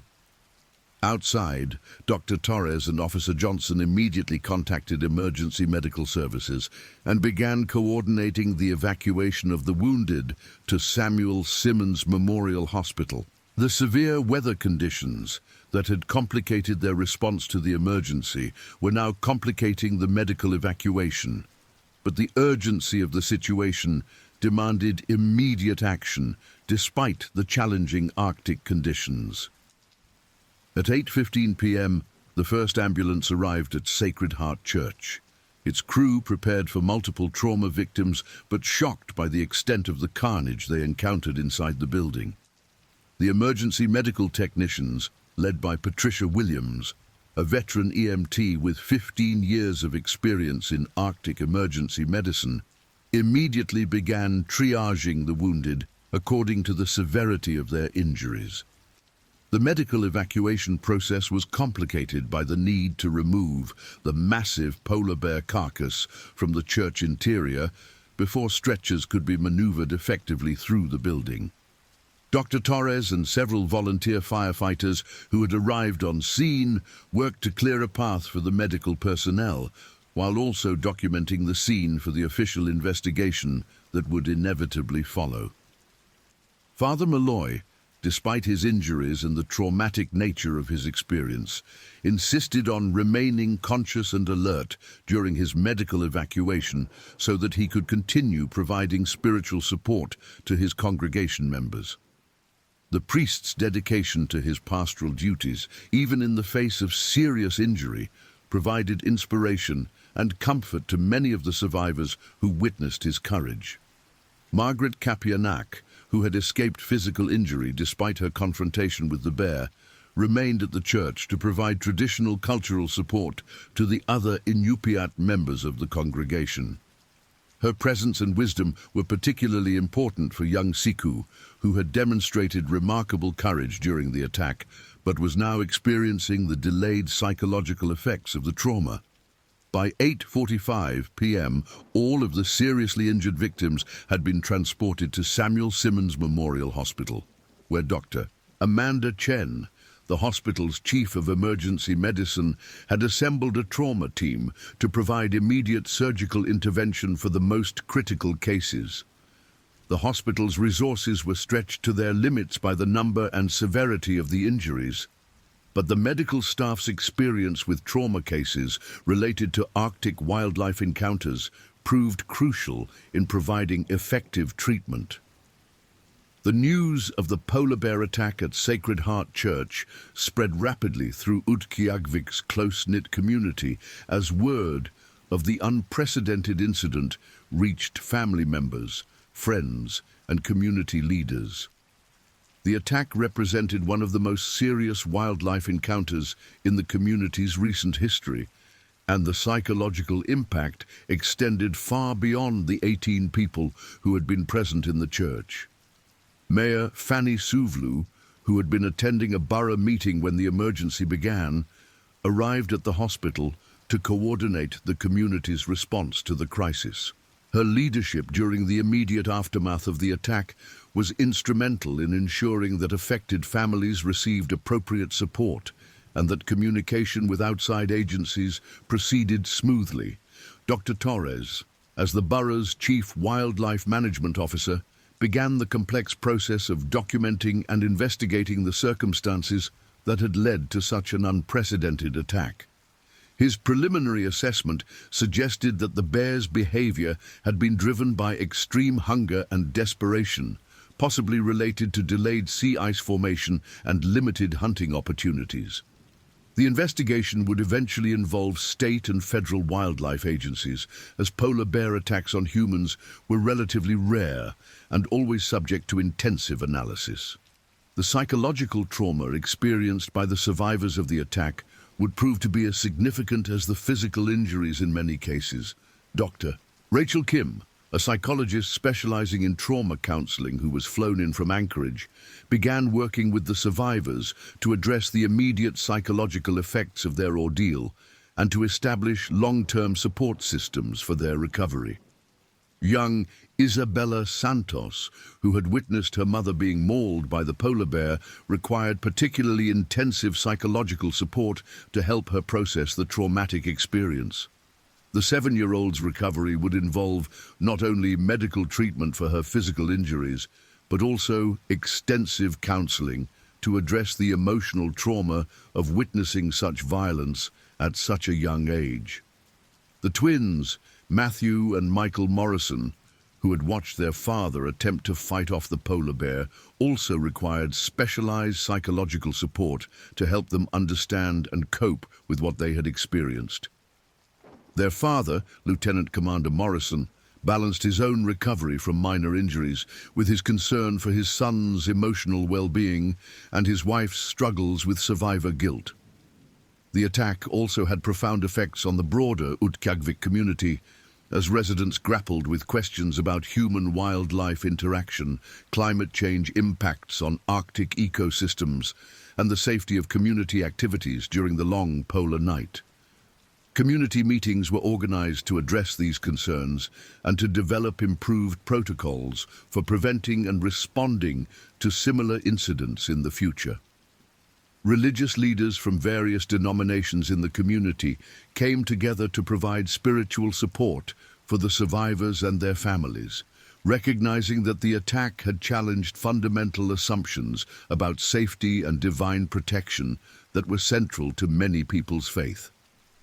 Father Malloy's courage during the attack became a focal point for discussions about the role of faith in the face of mortal danger, and his recovery became a source of inspiration for many community members. The physical reconstruction of Sacred Heart Church became a community-wide project that took on symbolic as well as practical significance.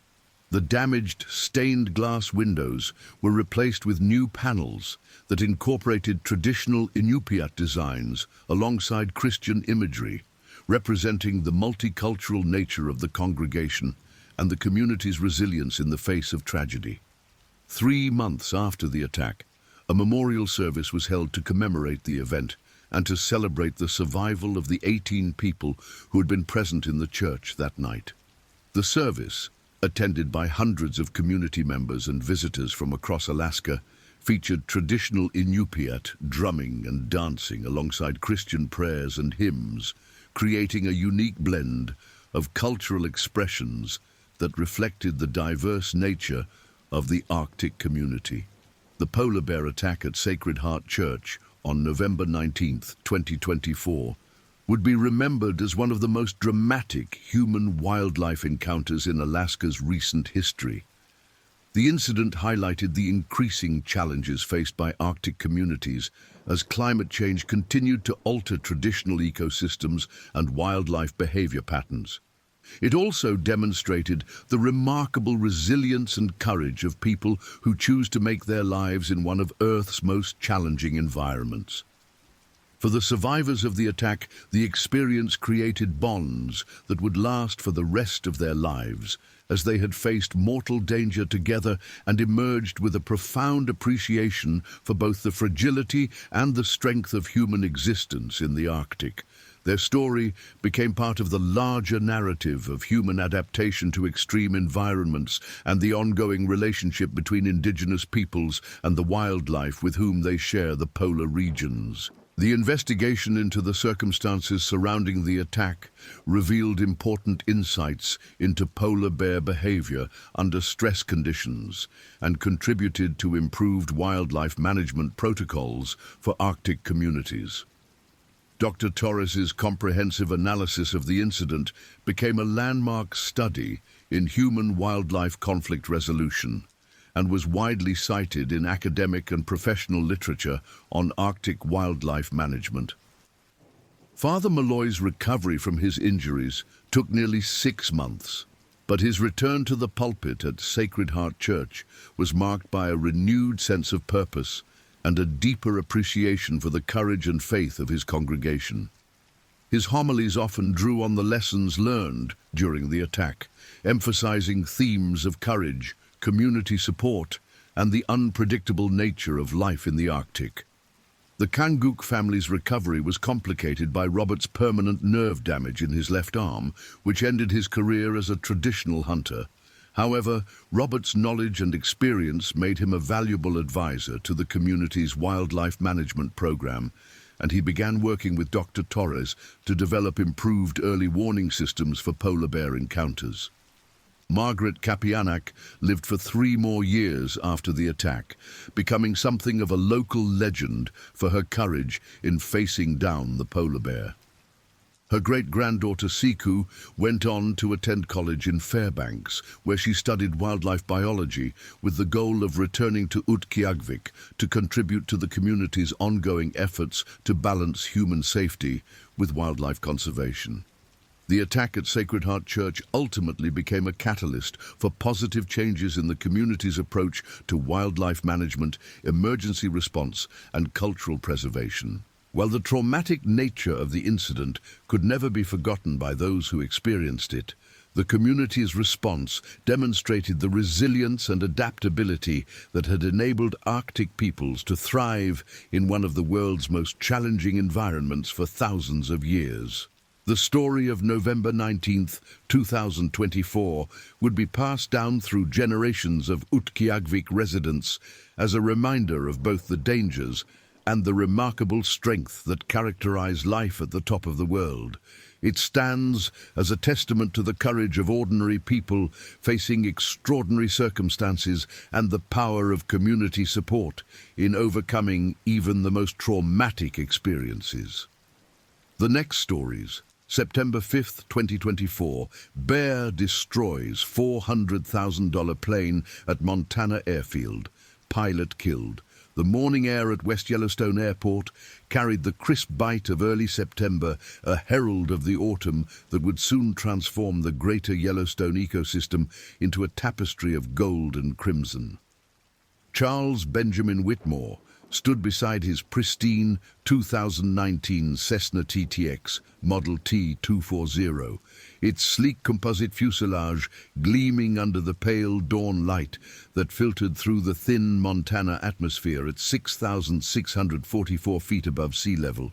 The aircraft worth $398,000, according to his insurance documentation, represented more than just transportation to Charles. It was freedom incarnate, a symbol of the success he had built through 3 decades of commercial real estate development in Denver. At 55, Charles possessed the weathered confidence of a man who had navigated both financial markets and mountain air currents with equal skill. His salt and pepper beard, meticulously trimmed, framed a face that spoke of countless hours spent in cockpits and boardrooms. Today marked the 3rd day of what was supposed to be a leisurely week-long flying tour of the Rocky Mountain region, a celebration of his recent sale of a major downtown Denver property that had netted him nearly $4 million. His flight plan showed a route from West Yellowstone to Jackson Hole, then on to Sun Valley, Idaho, where he would meet his daughter Sarah for a long overdue father-daughter weekend. The West Yellowstone Airport, designated KWYS by the Federal Aviation Administration, sprawled across 421 acres of high-altitude terrain, just 2 miles north of the town that served as the western gateway to Yellowstone National Park. The facility's single asphalt runway, designated 01/19, stretched 8,400 feet in length and 150 feet in width, designed to accommodate everything from small private aircraft to commercial jets bringing tourists to America's first national park. The elevation and location made it one of the most challenging airports in the region, requiring pilots to account for thin air density and unpredictable mountain weather patterns. Charles had arrived 2 days earlier on September 3rd, parking his Cessna in the transient aircraft area near the main terminal building. The airport's fixed base operator, Mountain Aviation Services, had provided ground handling and fuel services, and Charles had struck up conversations with several other pilots who were using the airport as a staging point for scenic flights over Yellowstone's thermal features and wildlife corridors. The pilot's lounge had been filled with talk of exceptional bear activity in the region, unusual late-season feeding behavior as grizzlies prepared for hibernation. Airport manager Rebecca Martinez, 43, had been running West Yellowstone Airport for 7 years, ever since relocating from Salt Lake City to escape the urban sprawl and pursue her passion for mountain flying. A former Air Force pilot with over 3,000 hours in various military aircraft, she had grown accustomed to the unique challenges posed by wildlife encounters at the facility. Her daily logs from the past month showed 17 documented wildlife incidents, ranging from elk wandering onto the runway to a memorable encounter with a bull moose that had delayed 2 commercial flights for over an hour.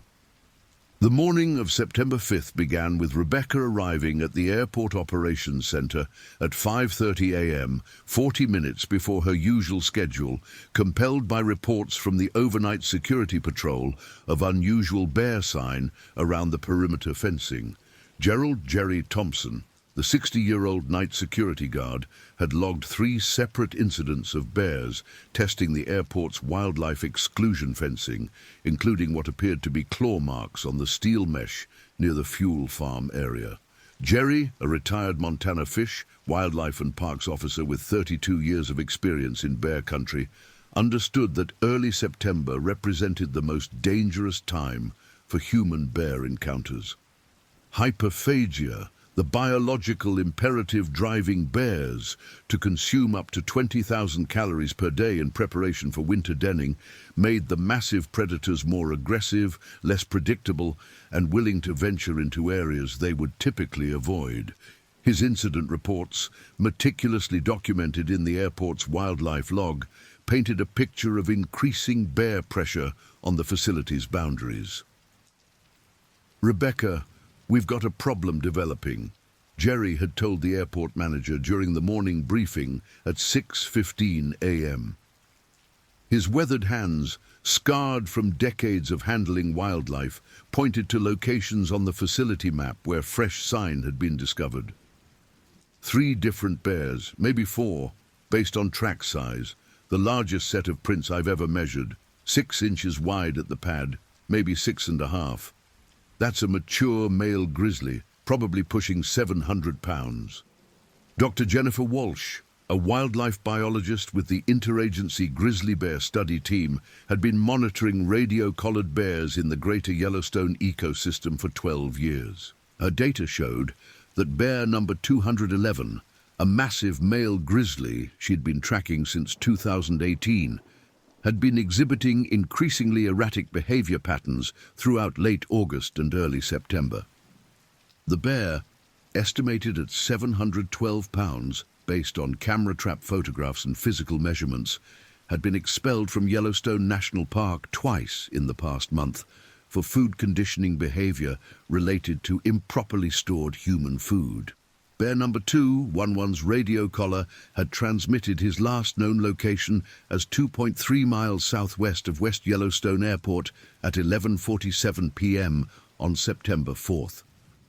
Dr. Walsh's field notes described the animal as exceptionally large for the ecosystem, displaying dominant behavior patterns and showing increased tolerance for human presence. The bear's history included 3 documented encounters with humans in the previous 18 months, including an incident near Canyon Village, where he had destroyed a parked vehicle while accessing food inside. Charles Whitmore remained unaware of the wildlife situation developing around the airport as he prepared for his morning departure. His flight planning session, conducted in the pilot's lounge at 7 a.m., focused on weather conditions and route planning for the flight to Jackson Hole. The National Weather Service forecast called for clear skies, with winds from the southwest at 8 to 12 knots, ideal conditions for the scenic flight through the Teton Range. His fuel calculations showed a requirement for 42 gallons of 100 LL aviation gasoline for the 127 nautical mile flight, leaving him with comfortable reserves for the approach into Jackson Hole Airport. The Cessna TTX represented the pinnacle of single-engine aircraft technology, featuring a Continental IO 550N engine capable of producing 310 horsepower and propelling the aircraft to cruise speeds exceeding 230 knots. Its advanced avionics suite, including a Garmin G2000 glass cockpit, provided Charles with capabilities that would have been unimaginable in smaller aircraft. The composite construction, utilizing carbon fiber and other advanced materials, gave the aircraft exceptional strength-to-weight ratios while maintaining the sleek aerodynamic profile that made it one of the fastest single-engine production aircraft ever built. Charles's pre-flight inspection, begun at 7:30 a.m., followed the meticulous routine he had developed over 2,847 hours of pilot-in-command time. His logbook showed flights to every major airport in the western United States, including challenging high-altitude strips in Colorado, Utah, and Wyoming. The inspection process required 35 minutes, covering everything from tire pressure and brake disc condition to engine oil levels and avionics functionality. His pilot's operating handbook, worn from constant use, contained margin notes and performance calculations that reflected his thorough approach to flight safety. At 8:15 a.m., Charles began the process of repositioning his aircraft from the transient parking area to the fuel farm, located on the eastern side of the airport property. The fuel farm consisted of 2 10,000-gallon underground storage tanks connected to a self-service fuel island equipped with modern safety systems, including automatic shutoffs and grounding cables. The location, approximately 400 yards from the main terminal building, provided convenient access for transient aircraft, while maintaining appropriate safety distances from structures and populated areas. Mountain Aviation Services fuel truck operator David Kowalski, 28, had been preparing the fuel island for the day's operations since 8 a.m. His routine included testing fuel quality using industry-standard water detection procedures, verifying the proper function of all safety equipment, and checking fuel quantity in the underground storage tanks.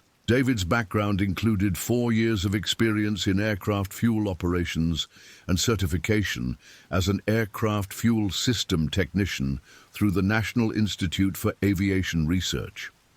The fuel island area, constructed with reinforced concrete and surrounded by a low berm designed to contain spills, featured overhead lighting and security cameras that provided coverage of the entire refueling operation. Emergency fire suppression equipment, including foam application systems and dry chemical extinguishers, were positioned at strategic locations around the fuel farm.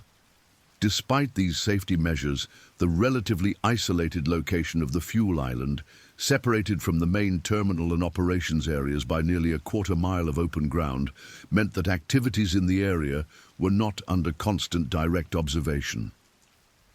Charles taxied his Cessna from the parking area to the fuel island at 8:22 a.m., following the designated taxiway markings that guided aircraft safely around the facility. His taxi speed, maintained at the recommended 8 to 10 knots, allowed him to scan for other aircraft movements and potential obstacles. The early morning hour meant minimal air traffic, with only 2 other aircraft visible on the field: a Beechcraft Bonanza belonging to a Montana-based charter company and a Piper Cherokee that had arrived the previous evening. The fuel island's automated system required Charles to insert his credit card and select the type of fuel before beginning the pumping process. His selection of 100 LL, 100-octane low-lead aviation gasoline, represented the standard fuel for high-performance single-engine aircraft like his Cessna TTX. The fuel flow rate, regulated by the pump's internal systems, delivered fuel at approximately 15 gallons per minute, meaning his planned 42-gallon fuel load would require less than 3 minutes of actual pumping time. Charles's fuel planning reflected his conservative approach to flight operations. His calculations, based on the Cessna's published performance data, showed a fuel consumption rate of approximately 18.5 gallons per hour at his planned cruise power setting of 75% maximum continuous power. The 127 nautical mile flight to Jackson Hole would require roughly 45 minutes of flight time under normal conditions, meaning his base fuel requirement was approximately 14 gallons. The additional 28 gallons represented reserves for weather diversions, approach delays, and the legal requirement to carry fuel for 45 minutes of flight beyond the planned destination. At 8:28 a.m., as Charles positioned the fuel nozzle in his aircraft's fuel port, located on the upper surface of the right wing, Bear number 211 emerged from the dense lodgepole pine forest that bordered the southern edge of the airport property. The Bear's radio collar, though still transmitting location data to Dr. Walsh's monitoring equipment, had developed an intermittent fault that would delay the recognition of his presence on airport property by nearly 40 minutes. The massive Grizzly, standing 4.5 feet at the shoulder and measuring over 8 feet from nose to tail, moved with the deceptively casual gait that characterized his species.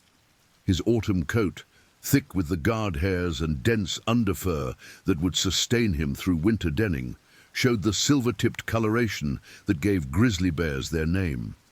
Scars from territorial battles with other males marked his massive head and shoulders, testament to his dominance within the local bear population. Bear number 211's approach to the airport represented a calculated decision driven by the complex intersection of biological imperative and learned behavior.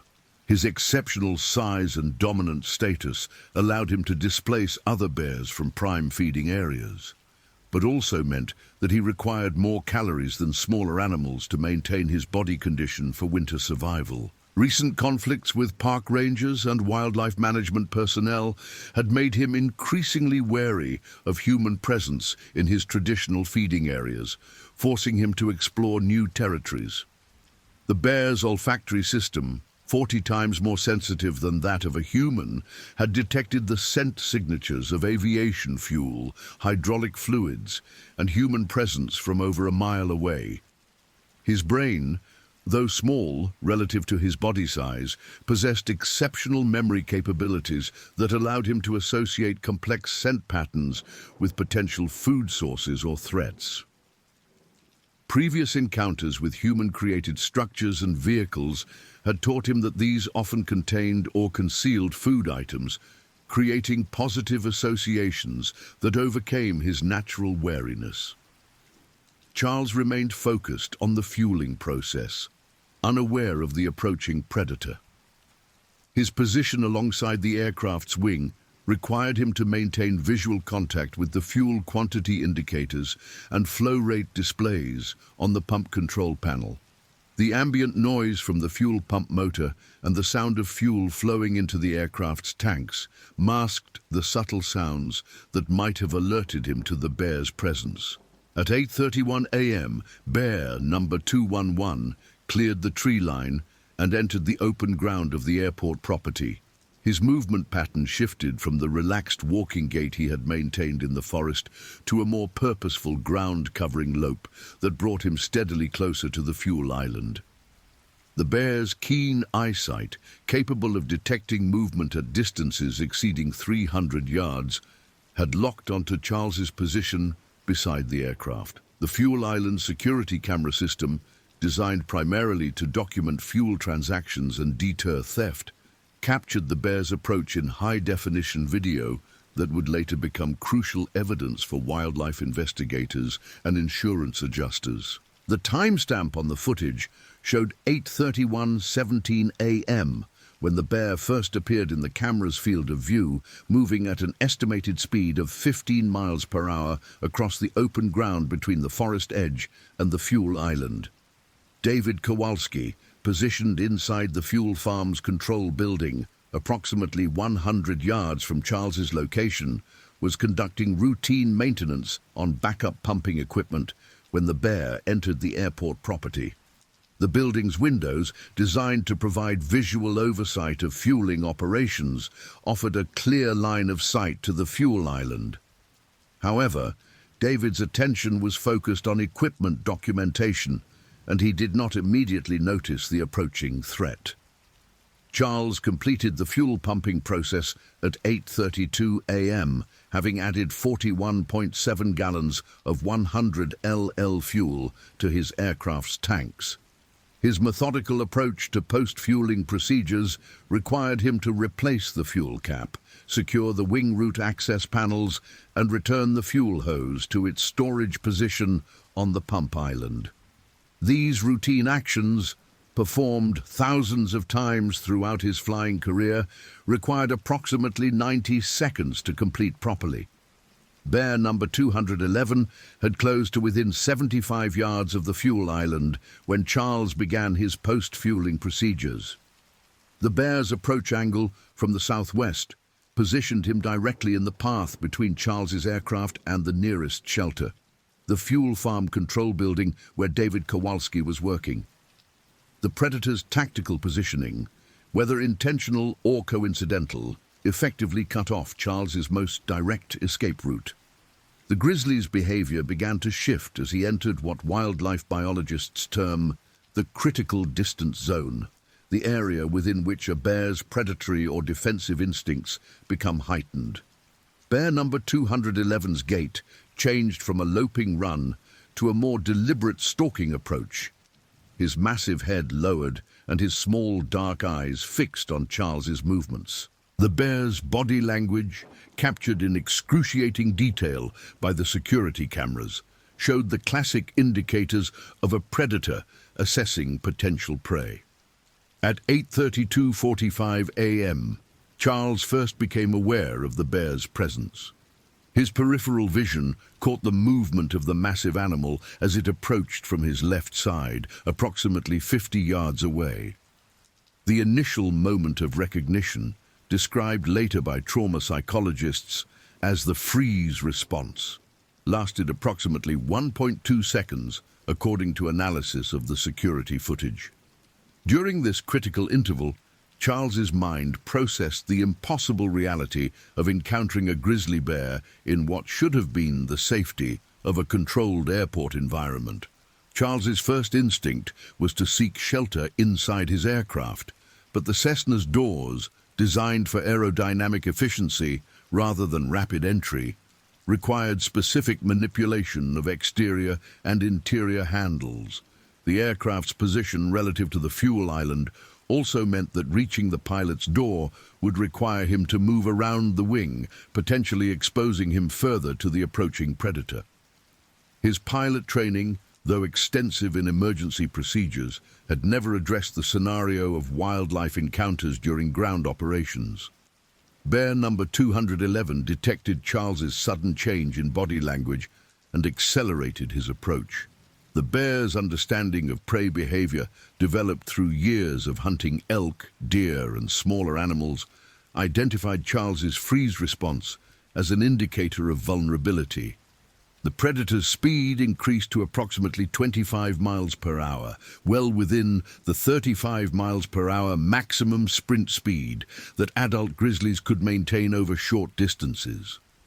At 8:33 a.m., Charles made the decision to run toward the fuel farm control building rather than attempt to enter his aircraft. His choice, analyzed extensively by wildlife experts and survival specialists, represented a rational assessment of his options given the bear's position and approach vector. The control building, constructed with reinforced concrete block walls and steel security doors, offered significantly better protection than the aircraft's aluminum and composite construction. Charles's sprint toward the control building covered approximately 35 yards across the concrete apron of the fuel island area. His running speed, estimated at 12 to 15 miles per hour based on video analysis, was insufficient to outpace the pursuing grizzly. Bear number 211's pursuit pattern showed the calculated efficiency of an apex predator. The bear angled his charge to intercept Charles's path rather than following directly behind, demonstrating the sophisticated spatial reasoning that made grizzlies such effective hunters. The attack occurred at 8:33:18 a.m., just 16 seconds after Charles first spotted the bear. Bear number 211's massive paw, equipped with claws measuring up to 4 inches in length, struck Charles between the shoulder blades with sufficient force to knock him face first onto the concrete surface.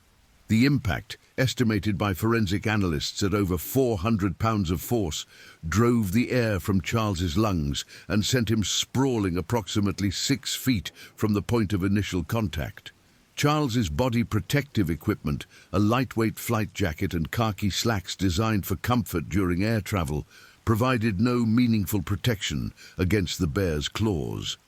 The initial swipe tore through the jacket's fabric and created 4 parallel lacerations across Charles's back, each measuring 8 to 12 inches in length.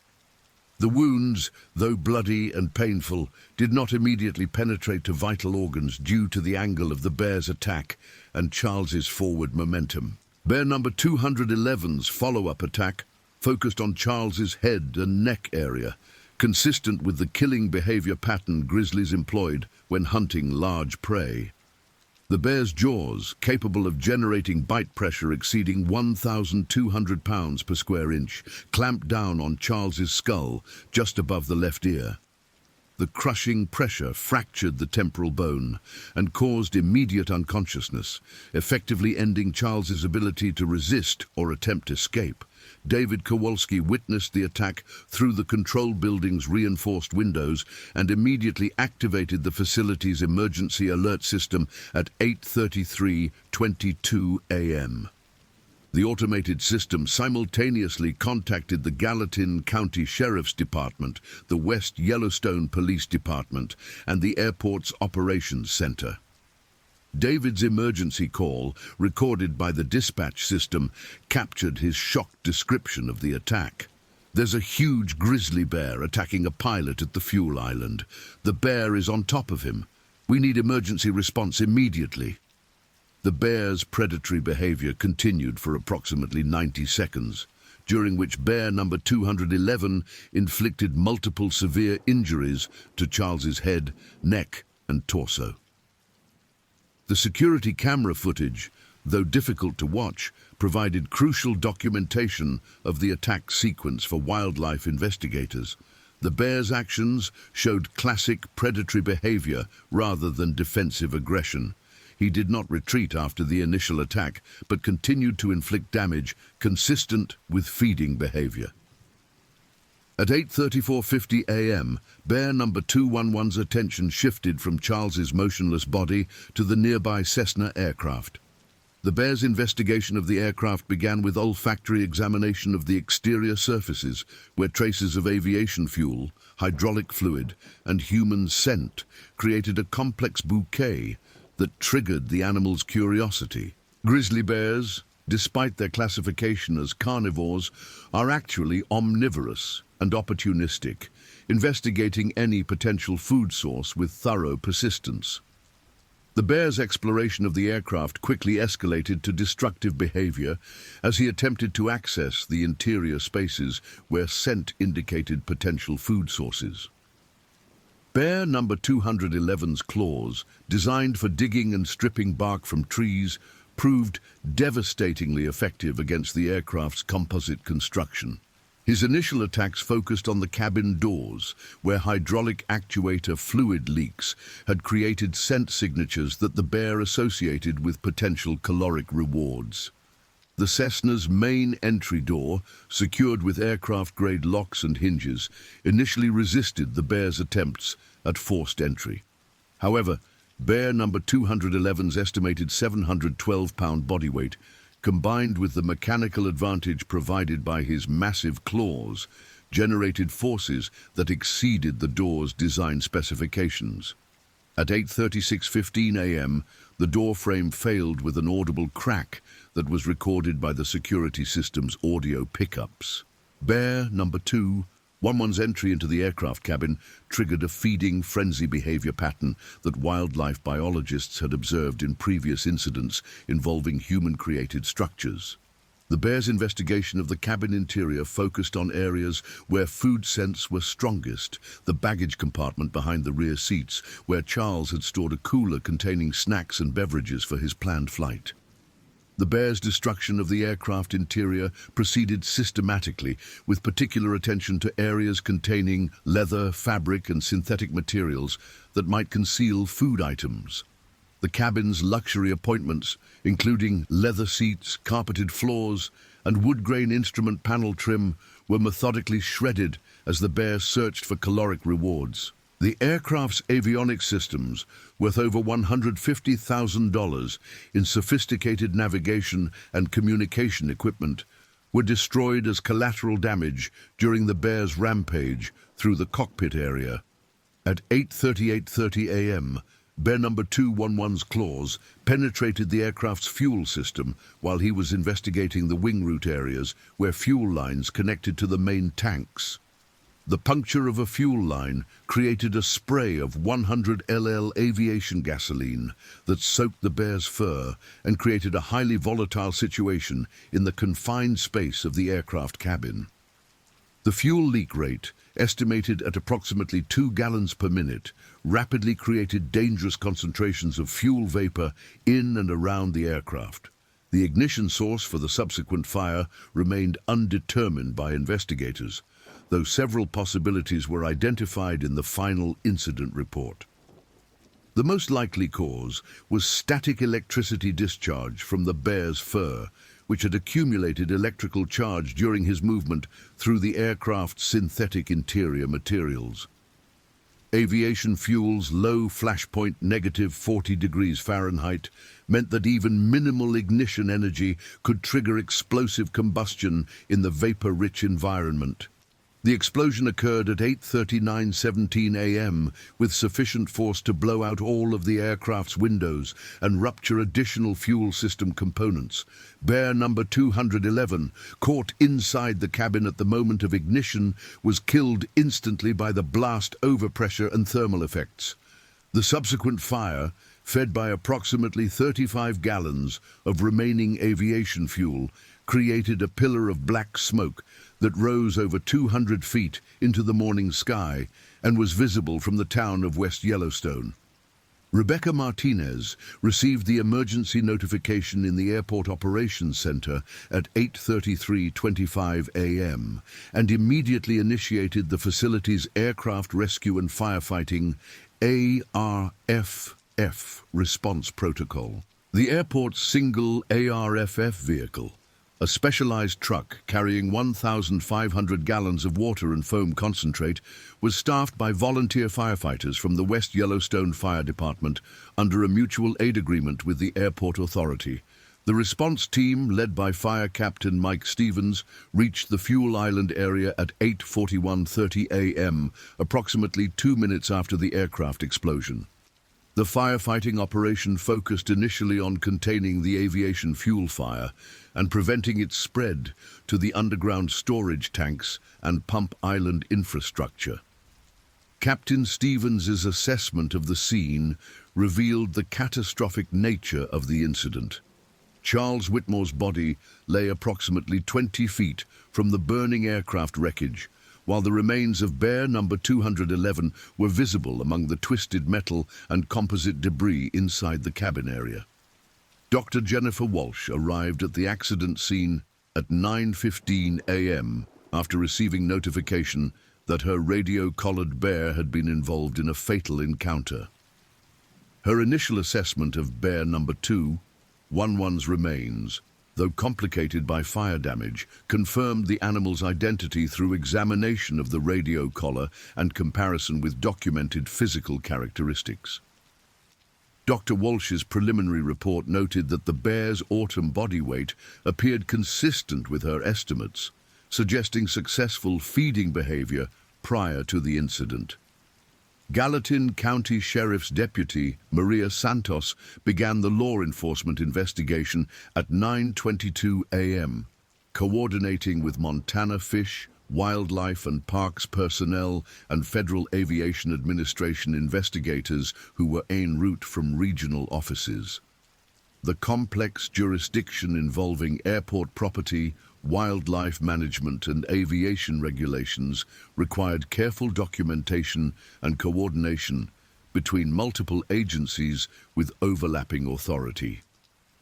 Charles Whitmore was pronounced dead at the scene by Gallatin County Coroner Dr. James Patterson at 9:45 a.m. The preliminary examination revealed injuries consistent with a large carnivore attack, including crushing trauma to the skull, massive soft tissue damage to the neck and torso, and evidence of the bear's attempt at feeding behavior. Dr. Patterson's initial assessment indicated that Charles had lost consciousness rapidly due to the severity of his head injuries, suggesting that his suffering was relatively brief. The aircraft fire was declared extinguished at 10:18 a.m., though small fuel-fed flares continued to burn in isolated areas throughout the morning. The total loss of the Cessna TTX was immediately apparent, with damage extending to every major component of the aircraft. Insurance adjuster Thomas Bradley, representing Charles's aviation insurance carrier, arrived at the scene that afternoon and confirmed that the aircraft was a total constructive loss, with an estimated value of $398,000 at the time of destruction. West Yellowstone Airport suspended all flight operations for the remainder of September 5th, while emergency responders completed their work and investigators began documenting the scene. The closure affected 14 scheduled aircraft movements, including 2 commercial charter flights carrying tourists to scenic destinations within the greater Yellowstone region. Alternative fuel services were arranged at nearby airports in Bozeman and Jackson Hole for aircraft requiring immediate refueling. National Transportation Safety Board investigator Rachel Kim arrived from Denver at 2:30 p.m. aboard a chartered flight, beginning the federal investigation into the accident. While NTSB typically investigated aircraft accidents caused by mechanical failure or pilot error, the unique circumstances of a wildlife-caused aircraft destruction required their involvement due to the aviation aspects of the incident. Kim's preliminary assessment focused on the sequence of events and the adequacy of airport wildlife management procedures. Federal Aviation Administration Flight Standards District Office. Inspector Robert Chen conducted a parallel investigation focusing on airport operations and emergency response procedures. His review examined West Yellowstone Airport's compliance with federal regulations regarding wildlife hazard management, emergency response capabilities, and operational safety standards. Chen's preliminary findings noted that the airport had followed established wildlife management protocols, but questioned whether these procedures were adequate for the unique challenges posed by large predators. Montana Fish, Wildlife and Parks Bear Management Specialist Sandra Lopez began her investigation by examining bear number 211's history and recent behavior patterns. Her review of Dr. Walsh's research data revealed a troubling pattern of increasing habituation to human presence and food sources that had accelerated throughout the summer of 2024. Lopez's preliminary assessment suggested that the bear's behavior had progressed beyond the point where non-lethal management techniques would have been effective. The media response to the incident began with local news coverage, but rapidly expanded to national and international attention as the unusual circumstances became known.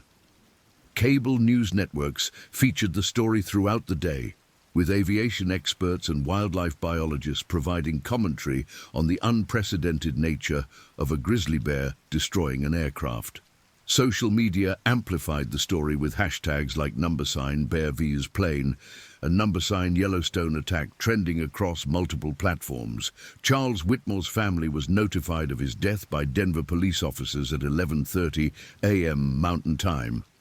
His daughter Sarah, 32, was at her office in Jackson Hole when she received the devastating phone call that would forever alter her understanding of her father's fate. Sarah's initial reaction, documented in later interviews with grief counselors, included disbelief that such a bizarre and violent death could befall someone she considered cautious and safety conscious.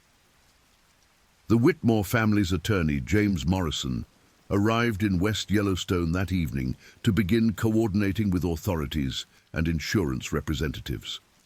Morrison's initial focus centered on ensuring proper handling of Charles's remains and personal effects, while also beginning the complex process of determining legal liability for the incident. The intersection of aviation, wildlife management, and premises liability law created unprecedented legal challenges that would require specialized expertise. Insurance investigators representing multiple carriers began arriving throughout the afternoon of September 5th. Charles's aviation insurance policy, underwritten by Global Aerospace, covered hull damage and liability exposure up to $5 million. Additional policies covered his personal life insurance, business interests, and potential medical expenses. The unique circumstances of the claim meant that investigators needed to document both the wildlife attack and the subsequent aircraft destruction. West Yellowstone Airport's insurance carrier, Municipal Risk Management, dispatched Senior Adjuster Catherine Wells to assess potential premises liability exposure. Wells' investigation focused on whether the airport's wildlife management procedures met industry standards and whether any negligence contributed to the incident.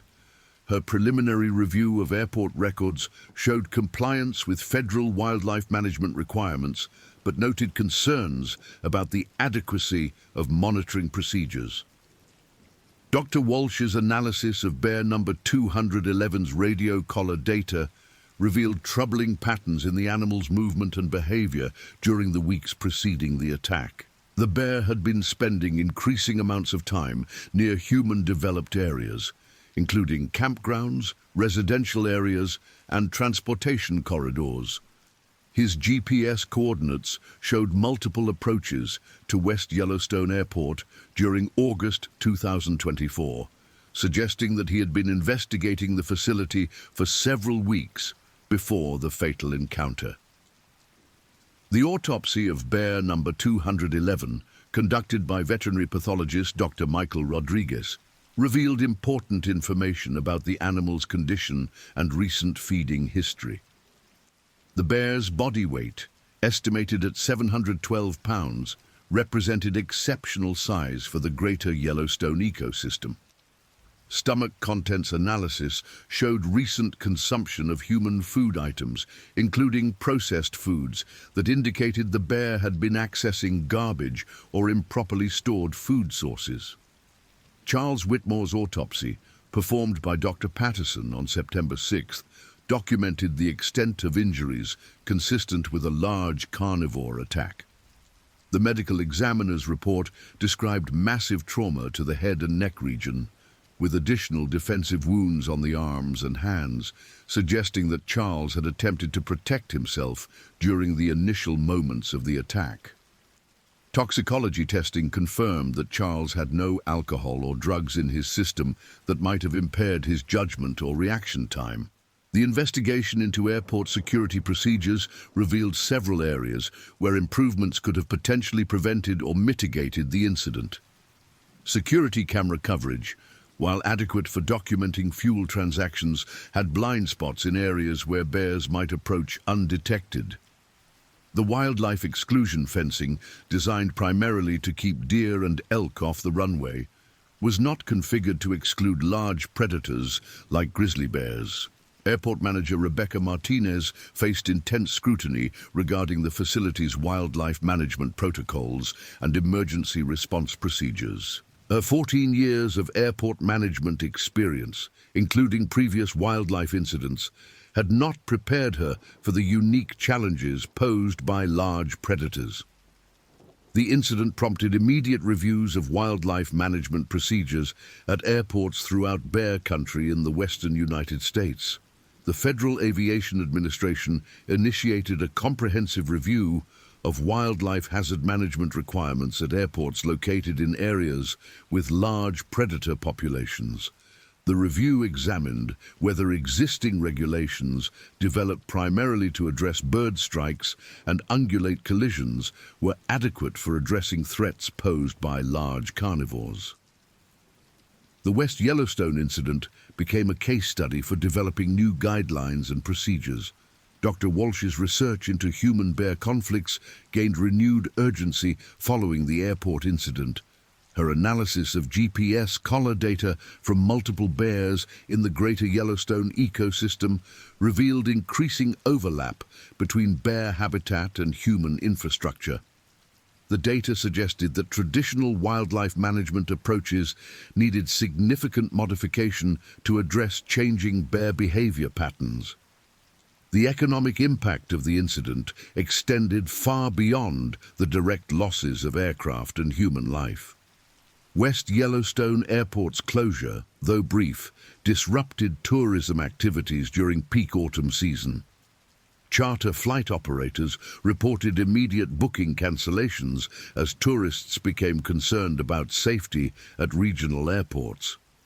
The incident prompted increased insurance costs for aviation operations throughout the region. Charles Whitmore's business interests, including several major real estate developments in Denver, required immediate attention following his death. His business partner, Michael Torres, assumed control of active projects, while estate attorneys worked to implement succession plans outlined in Charles's will. The sudden nature of his death created complications for several pending transactions that had relied on his personal involvement and expertise. Sarah Whitmore's grief process was complicated by the traumatic and public nature of her father's death. The widespread media coverage meant that she encountered reminders of the incident in news reports, social media posts, and casual conversations throughout the following weeks. Trauma counselors noted that the unusual circumstances made it difficult for family members to process their loss through traditional grief stages. The legal implications of the incident created precedent-setting challenges for attorneys representing various interests. Product liability questions arose regarding the aircraft's fuel system design and whether it should have been more resistant to wildlife damage. Airport liability issues centered on whether West Yellowstone Airport had adequate duty of care to protect users from wildlife hazards. Insurance coverage disputes emerged as different carriers sought to limit their exposure to the unprecedented claim. Charles's aviation insurance covered hull damage, but raised questions about whether wildlife attacks fell within policy exclusions. Life insurance carriers investigated whether the circumstances of death affected coverage terms. The complex interaction of multiple insurance policies created litigation that continued for years. The wildlife management community conducted extensive analysis of the incident to understand how bear number 211 had progressed from typical wild behavior to fatal aggression toward humans. The bear's history of food conditioning, combined with his exceptional size and dominant status, created a particularly dangerous combination that traditional management approaches had failed to address adequately. Recommendations for preventing similar incidents focused on multiple areas, including improved airport perimeter security, enhanced wildlife monitoring systems, and better coordination between wildlife management agencies and aviation authorities. The costs associated with implementing these recommendations created significant financial challenges for smaller airports in bear country. The psychological trauma experienced by witnesses to the attack, including David Kowalski and responding emergency personnel, required ongoing counseling and support services. The graphic nature of the incident, combined with its unusual circumstances, created lasting emotional impacts that affected multiple individuals involved in the response and investigation. 1 year after the incident, West Yellowstone Airport implemented comprehensive wildlife management improvements, including enhanced perimeter fencing, motion-activated monitoring systems, and revised emergency response procedures. The facility became a model for wildlife hazard management at airports in predator habitat, though the implemented measures significantly increased operational costs. Dr. Walsh's continued research into bear behavior has incorporated lessons learned from the West Yellowstone incident. Her work now focuses on identifying early warning signs of dangerous habituation behavior and developing intervention strategies before bears progress to aggressive encounters with humans. The research has implications for wildlife management practices throughout North America. The September 5th, 2024 incident at West Yellowstone Airport remains unique in aviation history as the only documented case of a grizzly bear destroying an aircraft and killing a pilot. The event highlighted the complex intersection of wildlife conservation, aviation safety, and human development in areas where large predators maintain their historical range. The lessons learned continue to influence policy and procedures for managing human-wildlife conflicts in the modern era. The next stories. When the Wild Calls Back. The first mistake. Detective Sarah Chen made that morning was checking her phone during the briefing. The second was volunteering for what seemed like a routine call. The third, and most fatal, was underestimating the ancient fury that dwells in the heart of Alaska's untamed wilderness. It was August 18th, and Anchorage was experiencing an unusually warm summer. The temperature had climbed to an unprecedented 78 degrees Fahrenheit, causing behavioral changes in local wildlife that the Alaska Department of Fish and Game would later describe as highly irregular and unprecedented in documented history. Dr. Marcus Yellowbird, a wildlife biologist with 37 years of experience studying brown bear populations, would later testify that the combination of climate anomalies, salmon run failures, and urban encroachment had created a perfect storm of conditions that pushed the massive predators beyond their normal behavioral parameters.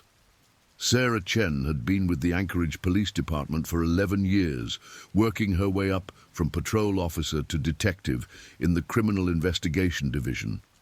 At 34, She was the youngest female detective in the department's history, a distinction she wore with quiet pride rather than boastful arrogance. Her colleagues knew her as methodical, thorough, and unflappable under pressure. What they didn't know was that she suffered from recurring nightmares about her childhood encounter with a black bear during a family camping trip to Denali when she was 8 years old. The bear had wandered into their campsite, ransacked their food supplies, and left young Sarah cowering in the family tent, listening to the sounds of destruction just inches away from her trembling body. Officer Marcus "Tank" Rodriguez had earned his nickname not from his imposing 6'4", 240-pound frame, but from his methodical approach to police work. He moved through situations like a tank moves through terrain, steadily, deliberately, with overwhelming force when necessary. At 42, he was a 17-year veteran of the force with commendations for bravery and 2 citations for going above and beyond the call of duty. His wife Maria often joked that he was more comfortable in his police cruiser than in their living room, and there was truth in that observation. Marcus had grown up in the projects of East Los Angeles, where survival meant being tougher than everyone else around you. Alaska had been his escape, his chance to start over in a place where a man could prove himself against something bigger than street gangs and drug dealers. He had no idea that this morning would test every survival instinct he had ever developed. Officer Jennifer "Jen" Walsh was the rookie of the group, though she bristled at that designation. At 26, she had already completed tours of duty in Afghanistan as a military police officer, experiences that had given her a hardened edge that her youthful appearance belied. She had joined the Anchorage PD 8 months earlier, drawn by the challenge of law enforcement in one of America's last frontiers. Her military training had prepared her for many scenarios, but nothing in her experience with roadside bombs and insurgent attacks had prepared her for what was about to unfold in a seemingly mundane shopping center parking lot. The call came in at 9:47 a.m. on a Tuesday morning that started like any other. Dispatcher Linda Kowalski, a 23-year veteran of emergency services, initially classified it as a possible wildlife disturbance at the Walmart Supercenter on DeBar Road. The caller, identified as store manager Robert Fleming, reported that several customers had complained about unusual animal sounds coming from the loading dock area behind the store. His voice on the recorded emergency call, which would later be analyzed by wildlife behavior specialists and played repeatedly during the subsequent investigation, carried a note of uncertainty rather than alarm. "I'm not really sure what we're dealing with here." Fleming's voice crackled through the radio static. "It might be a moose or maybe a really big dog. Some of the employees are spooked and we've got customers asking questions. Can someone come take a look?" In retrospect, the casual nature of the call would be identified as the first critical failure in the chain of events that followed. Alaska's wildlife encounter protocols, established after a series of fatal attacks in the 1990s, specifically required that any reported wildlife disturbance involving unusual animal sounds near populated areas should trigger an immediate response from both law enforcement and fish and game personnel. But on this particular morning, the Fish and Game Office was dealing with a massive oil spill cleanup in Prince William Sound, and their urban wildlife specialists were deployed 200 miles away. Detective Chen was reviewing case files in the bullpen when the assignment came through.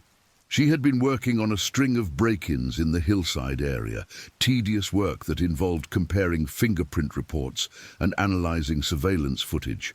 The wildlife call seemed like a welcome change of pace, an opportunity to get out of the office and handle something straightforward.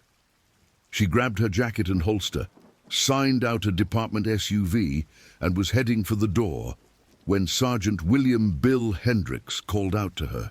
Chen, take Rodriguez and Walsh with you. Protocol says minimum 2 officers for wildlife calls, and Walsh needs the experience. Hendricks, a 30-year veteran who had seen every kind of emergency anchorage could produce, would later struggle with guilt over that decision. His rationale was sound.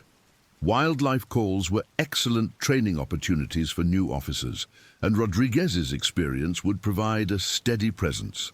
What Hendricks couldn't have known was that the wildlife disturbance they were responding to involved a mature male Kodiak brown bear, approximately 12 years old, weighing an estimated 1,200 pounds, and operating in a state of extreme agitation due to a combination of factors that wildlife experts would spend months analyzing.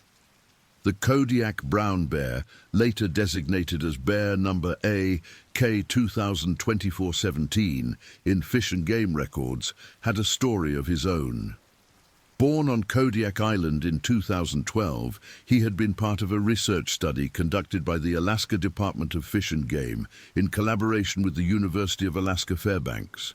As a 3-year-old, he had been tranquilized, tagged, and fitted with a GPS collar that tracked his movements across the island. The data from that collar painted a picture of a highly intelligent, adaptable, and increasingly aggressive predator. Dr. Jennifer Hoffman, the lead researcher on the Kodiak Bear Project, had been monitoring bear number AK-2024-17 for nearly a decade.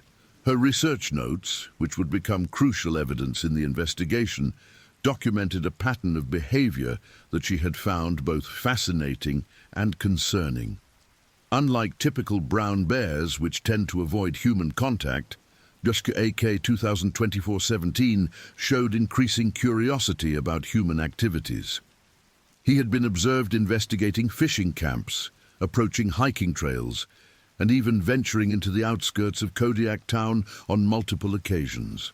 This bear demonstrates what we call habituated boldness, Dr. Hoffman had written in her most recent report, filed just 3 weeks before the incident. He has learned to associate human presence with food sources, but he has not developed the typical fear response that keeps most bears at a safe distance. This combination of intelligence, size, and lack of natural fear makes him potentially extremely dangerous. The GPS collar had stopped transmitting data 6 months earlier, leaving bear AK-2024-17's whereabouts unknown. What Dr. Hoffman and her team didn't realize was that the bear had somehow made his way from Kodiak Island to the mainland, a journey of more than 250 miles that would have required swimming across some of the most dangerous waters in Alaska. The mechanics of this journey would remain a mystery, though some wildlife experts theorized that the bear might have crossed on sea ice during an unusually cold spell the previous winter, or possibly hitched a ride on a cargo barge. By the time Detective Chen, Officer Rodriguez and Officer Walsh were driving toward the Walmart on DeBar Road, bear number AK-2024-17 had been living in the Anchorage area for approximately 4 months. He had established a territory that included the vast Anchorage Regional Landfill, several residential neighborhoods, and the commercial district where his presence would soon become lethally apparent. The drive to the Walmart took 12 minutes through light morning traffic. Chen drove, while Rodriguez rode shotgun, reviewing the incident report on his mobile data terminal. Walsh sat in the back, checking her equipment and reviewing her notes from the department's wildlife encounter training course. The conversation in the vehicle was routine, even mundane. "Probably just a moose with an attitude," Rodriguez commented, scrolling through the limited information available on the call. "They get cranky this time of year." Chen nodded, focusing on navigating through a construction zone. The manager sounded pretty calm on the phone. If it was something serious, you'd expect more panic. Walsh, reviewing the protocol checklist on her smartphone, looked up from her notes. "Training says we're supposed to wait for Fish and Game backup on any large wildlife encounter. Should we call them?" Rodriguez glanced back at her with the patient expression he reserved for rookie questions. "For a moose in a parking lot, we'd be waiting all day." Besides, most of these calls turn out to be nothing, probably some kids making noise behind the building. The decision not to request fish and game backup would later be identified as the second critical failure in the response protocol. Alaska's wildlife encounter procedures, written in blood after decades of fatal attacks, explicitly required fish and game consultation for any wildlife disturbance call in an urban area. But the procedures had been implemented gradually over several years, and many veteran officers still operated under older protocols that gave law enforcement more discretion in determining the level of response required. As their vehicle turned into the Walmart parking lot at 10:03 a.m., the three officers had no way of knowing that bear number AK-2024-17 was watching them from his position behind the loading dock. The bear had been investigating the area for over an hour, drawn by the complex mixture of food odors emanating from the store's dumpsters and the steady stream of human activity that his predatory instincts had learned to associate with opportunity. The parking lot was busy with the typical Tuesday morning crowd. Mothers with young children running errands, elderly shoppers taking advantage of senior discount hours, and various delivery trucks making their scheduled stops. The normalcy of the scene would soon be shattered in ways that none of these people could have imagined. Store manager Robert Fleming met the officers at the front entrance. He was a 48-year-old career retail employee who had managed big box stores in 3 different states before accepting the Anchorage position 2 years earlier. His experience with customer service had taught him to remain calm under pressure, but the morning's events had tested those skills. "Thanks for coming," Fleming said, shaking hands with Detective Chen. "I'm probably overreacting, but some of my employees are getting spooked, and I've got customers asking questions." Chen studied Fleming's face, noting the tension around his eyes, despite his casual tone. "What exactly have you been hearing?" "It's hard to describe," Fleming replied, leading them toward the side of the building. "There's been noise coming from behind the loading dock for about 2 hours now. Sounds like something big moving around, maybe knocking over trash cans. A couple of the stockers went to check it out, but they came back saying they heard what sounded like heavy breathing." Rodriguez raised an eyebrow. "Heavy breathing." "I know how it sounds," Fleming said quickly, "but these guys aren't the type to make stuff up. Tommy Nakamura has been working stock for 8 years, and he said he'd never heard anything like it." Walsh pulled out her notebook and began writing down details. Her military training had taught her the importance of documenting everything, even seemingly insignificant details that might later prove crucial. They walked around the side of the building, past the customer entrance, and toward the employee parking area. The loading dock was located at the rear of the store, separated from the main parking area by a chain-link fence and a row of dumpsters. As they approached, Chen noticed an unusual smell in the air, musky, wild, and distinctly animal. "There," Fleming said, pointing toward the loading dock. "You can see some of the trash scattered around. That's not normal." The scene behind the building told a clear story to anyone trained in wildlife behavior, though the 3 officers initially misinterpreted the signs. Several trash bags had been torn open, their contents scattered across the asphalt. Large paw prints were visible in the dirt near the dumpsters, and there were scratch marks on the metal walls of the building itself. Rodriguez walked closer to examine the paw prints, kneeling down to get a better look. His expression grew serious as he studied the impressions in the soil. "These are big," he said quietly. "Really big." Chen joined him, crouching down to examine the tracks. Her childhood fear of bears suddenly surfaced, sending an uncomfortable chill down her spine. The prints were enormous, easily 6 inches long, with clearly visible claw marks extending several inches beyond the toe pads. Walsh, who had remained near the fence, was scanning the area with the methodical precision her military training had ingrained in her. "Detective," she called softly, "I think we need to step back." Something in her tone caused both Chen and Rodriguez to look up immediately. Walsh was standing perfectly still, her hand resting on her service weapon, staring at something behind the largest dumpster. "What is it?" Chen asked, rising slowly to her feet. "Movement," Walsh replied without breaking her gaze. "Something big behind that dumpster on the right." The three officers stood frozen for what felt like an eternity, but was actually only about 15 seconds. The parking lot continued its normal activity around them. Cars pulling in and out, shoppers walking past with their carts, delivery trucks making their rounds. The contrast between the mundane normalcy of the commercial environment and the primitive danger lurking just yards away would later be described by survivors as surreal and nightmarish. Then they heard it, a deep rumbling sound that seemed to emerge from the earth itself. It wasn't quite a growl, not quite a breath, but something in between that spoke to fears buried deep in human DNA. The sound of an apex predator asserting its dominance.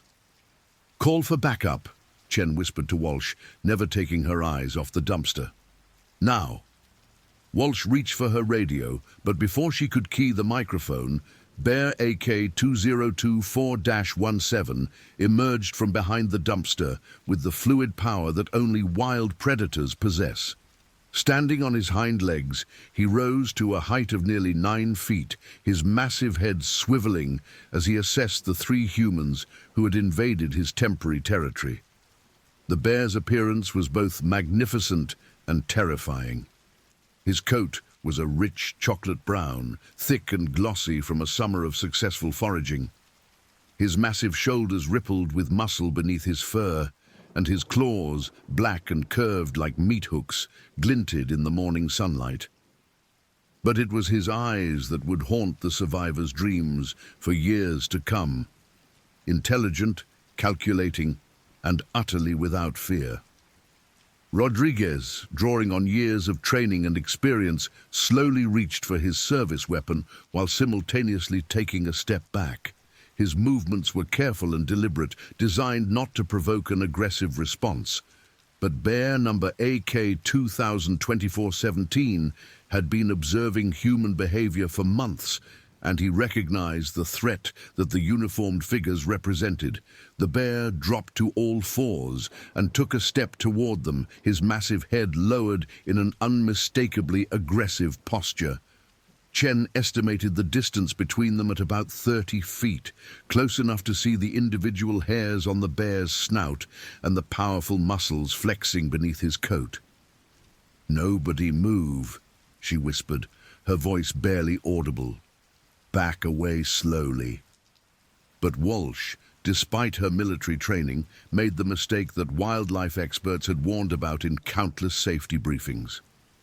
As the bear took another step toward them, she turned and ran. The movement triggered an instant response from Bear AK-2024-17.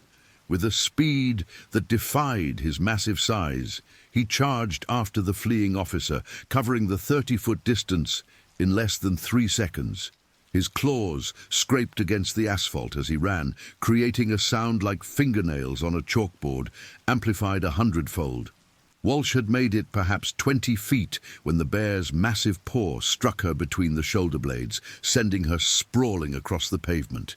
She hit the ground hard, her radio and service weapon flying in different directions, but the adrenaline flooding her system kept her moving. She rolled to her left, narrowly avoiding the bear's snapping jaws, and scrambled toward a parked delivery truck. Rodriguez, operating on pure instinct and years of tactical training, drew his weapon and fired 3 shots in rapid succession.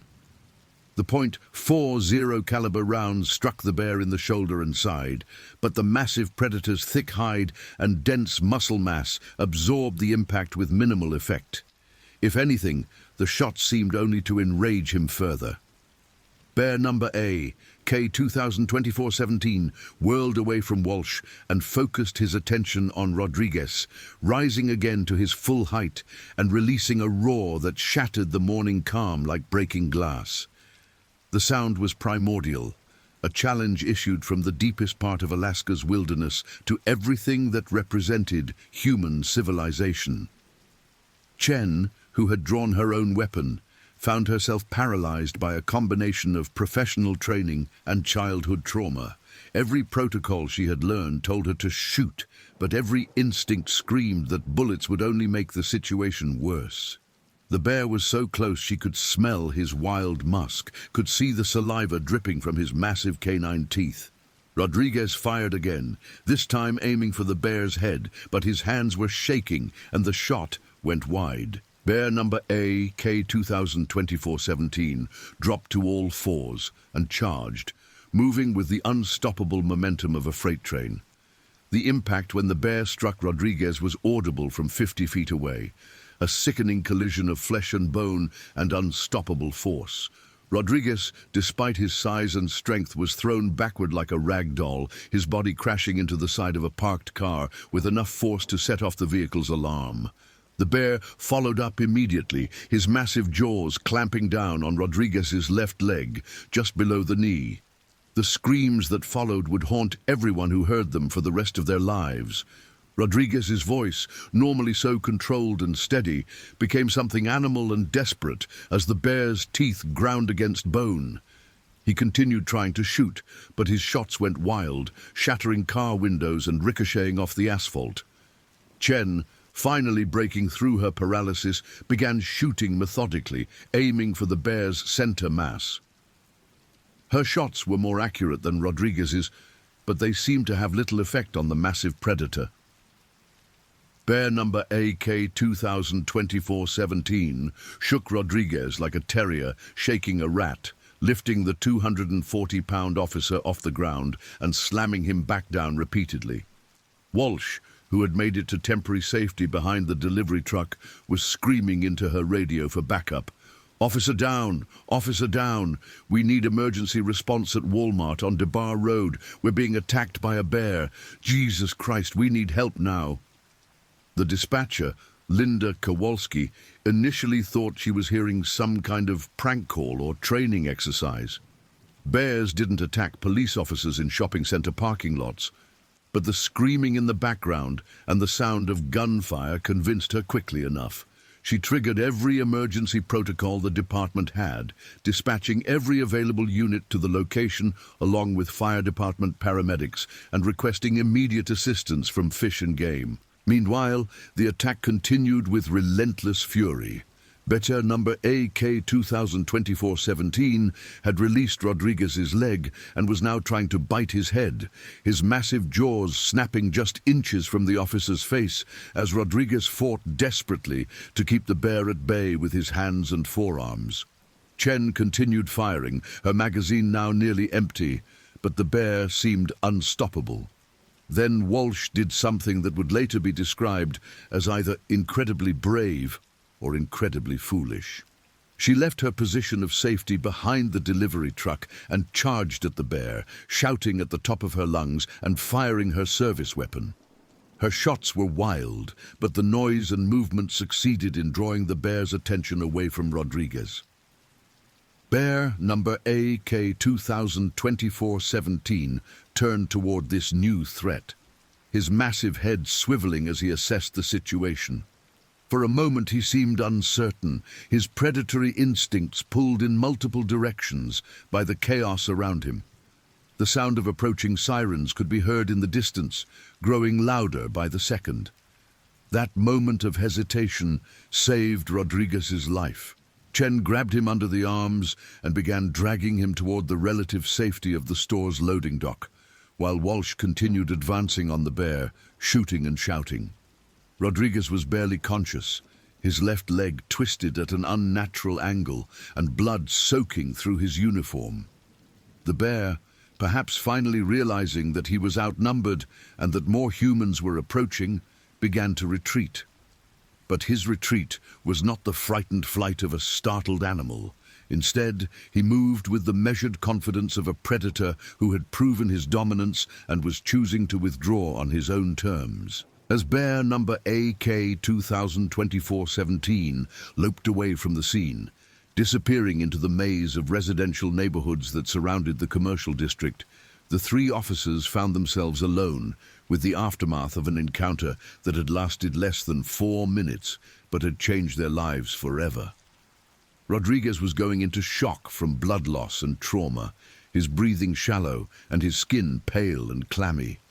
Chen, despite her own injuries from the struggle to drag him to safety, was trying to apply pressure to his wounds while simultaneously coordinating with the emergency responders who were beginning to arrive on scene. Walsh stood guard with her weapon drawn, scanning the area for any sign of the bear's return, her military training keeping her focused despite the adrenaline crash that was beginning to set in. The first backup unit to arrive was driven by Sergeant Mike Torres, a 15-year veteran who had responded to every kind of emergency call imaginable during his career, but nothing had prepared him for the scene that greeted him behind the Walmart. The loading dock area looked like a war zone, blood splattered across the asphalt, broken glass scattered everywhere, bullet holes in car doors and building walls, and 3 of his officers in various states of shock and injury. "Jesus Christ," Torres breathed as he surveyed the damage. "What the hell happened here?" The paramedics arrived 90 seconds later, followed by additional police units, fire department rescue personnel, and finally, at 10:47 a.m., Alaska Department of Fish and Game enforcement officers led by Captain Jake Morrison. Morrison was a 25-year veteran of wildlife management who had dealt with hundreds of bear encounters, but he had never seen anything like the aftermath of this attack. As Rodriguez was loaded into an ambulance for emergency transport to Alaska Regional Hospital, Morrison began the process of documenting the scene. The paw prints, the scattered debris, the pattern of bullet strikes and blood spatter all told a story that made his blood run cold. This was a mature male brown bear, probably Kodiak strain, he told Sergeant Torres as they walked through the scene. "Look at the size of these tracks. This animal was at least 1,200 pounds, maybe more." Torres, who was trying to make sense of the incident report he would have to file, shook his head in disbelief. A 1,200-pound bear in a Walmart parking lot. How the hell does something like that happen? Morrison's expression was grim as he photographed the paw prints and claw marks. Climate change, habitat disruption, food source failures. We've been warning about this for years. The bears are getting pushed into human areas and they're getting bolder and more aggressive. The investigation that followed would consume months of effort by multiple agencies. The Alaska State Troopers took the lead on the criminal aspects of the case, though determining what crimes, if any, had been committed proved complex. Fish and Game launched a comprehensive review of their wildlife management protocols. The Anchorage Police Department initiated an internal investigation into the response procedures and training protocols. Dr. Marcus Yellowbird, the wildlife biologist who had been studying brown bear behavior for nearly 4 decades, was called in as a consultant on the investigation. His analysis of the scene and the officers' statements painted a picture of an encounter that was both extraordinary and terrifying. This bear demonstrated behavior that we rarely see in the wild, Dr. Yellowbird wrote in his official report. The level of aggression, the persistence of the attack, and the apparent lack of fear of humans all suggest an animal operating outside normal behavioral parameters. The fact that he was able to maintain his aggression despite being shot multiple times indicates either an exceptional pain tolerance or a level of adrenaline-driven focus that is unusual even for bears. The bear himself, Bear AK 2024-17, had vanished into the urban landscape of Anchorage like a ghost. Despite an intensive search involving dozens of Fish and Game officers, Alaska State Troopers, and National Guard personnel, no trace of him was found. Trail cameras were placed throughout the city, and residents were warned to secure their garbage and avoid outdoor activities during dawn and dusk hours when bears are most active. Rodriguez survived his injuries, but his recovery would take months. The bear's teeth had shattered the bones in his left leg, requiring multiple surgeries and extensive physical therapy. The psychological trauma proved even more challenging to overcome. A man who had faced down armed criminals without flinching found himself unable to sleep, plagued by nightmares in which massive claws and teeth pursued him through endless parking lots.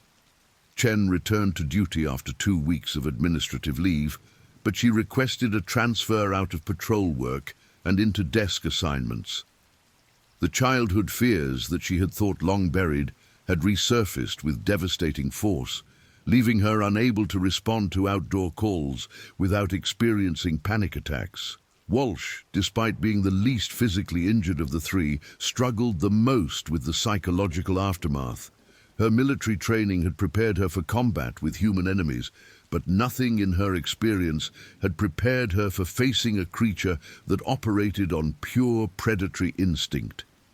She began drinking heavily and was eventually placed on administrative leave for her own safety and that of her fellow officers.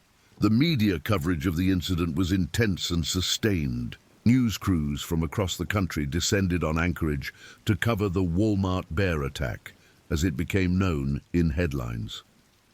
The story had everything that made for compelling television: heroic police officers, a massive predator, and the intersection of civilization with Alaska's untamed wilderness. Dr. Jennifer Hoffman, the researcher who had been studying bear number AK-2024-17 for nearly a decade, found herself thrust into the spotlight as experts sought to understand how such an attack could have occurred. Her interviews, broadcast on networks nationwide, painted a sobering picture of the challenges facing wildlife management in an era of rapid climate change.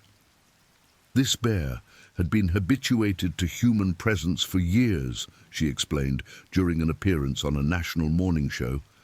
Our research showed that he had lost his natural fear of people, but he retained all of his predatory instincts and his massive physical capabilities. That combination made him extraordinarily dangerous. The legal ramifications of the case proved complex. The families of the injured officers filed lawsuits against the city of Anchorage, arguing that inadequate training and protocols had contributed to the severity of their injuries. The Alaska Department of Fish and Game faced criticism for failing to track the bear after his GPS collar stopped transmitting data. But perhaps the most significant impact of the incident was on wildlife management policy throughout Alaska. The attack prompted a complete overhaul of urban wildlife response protocols, with new requirements for immediate fish and game consultation on any wildlife disturbance call.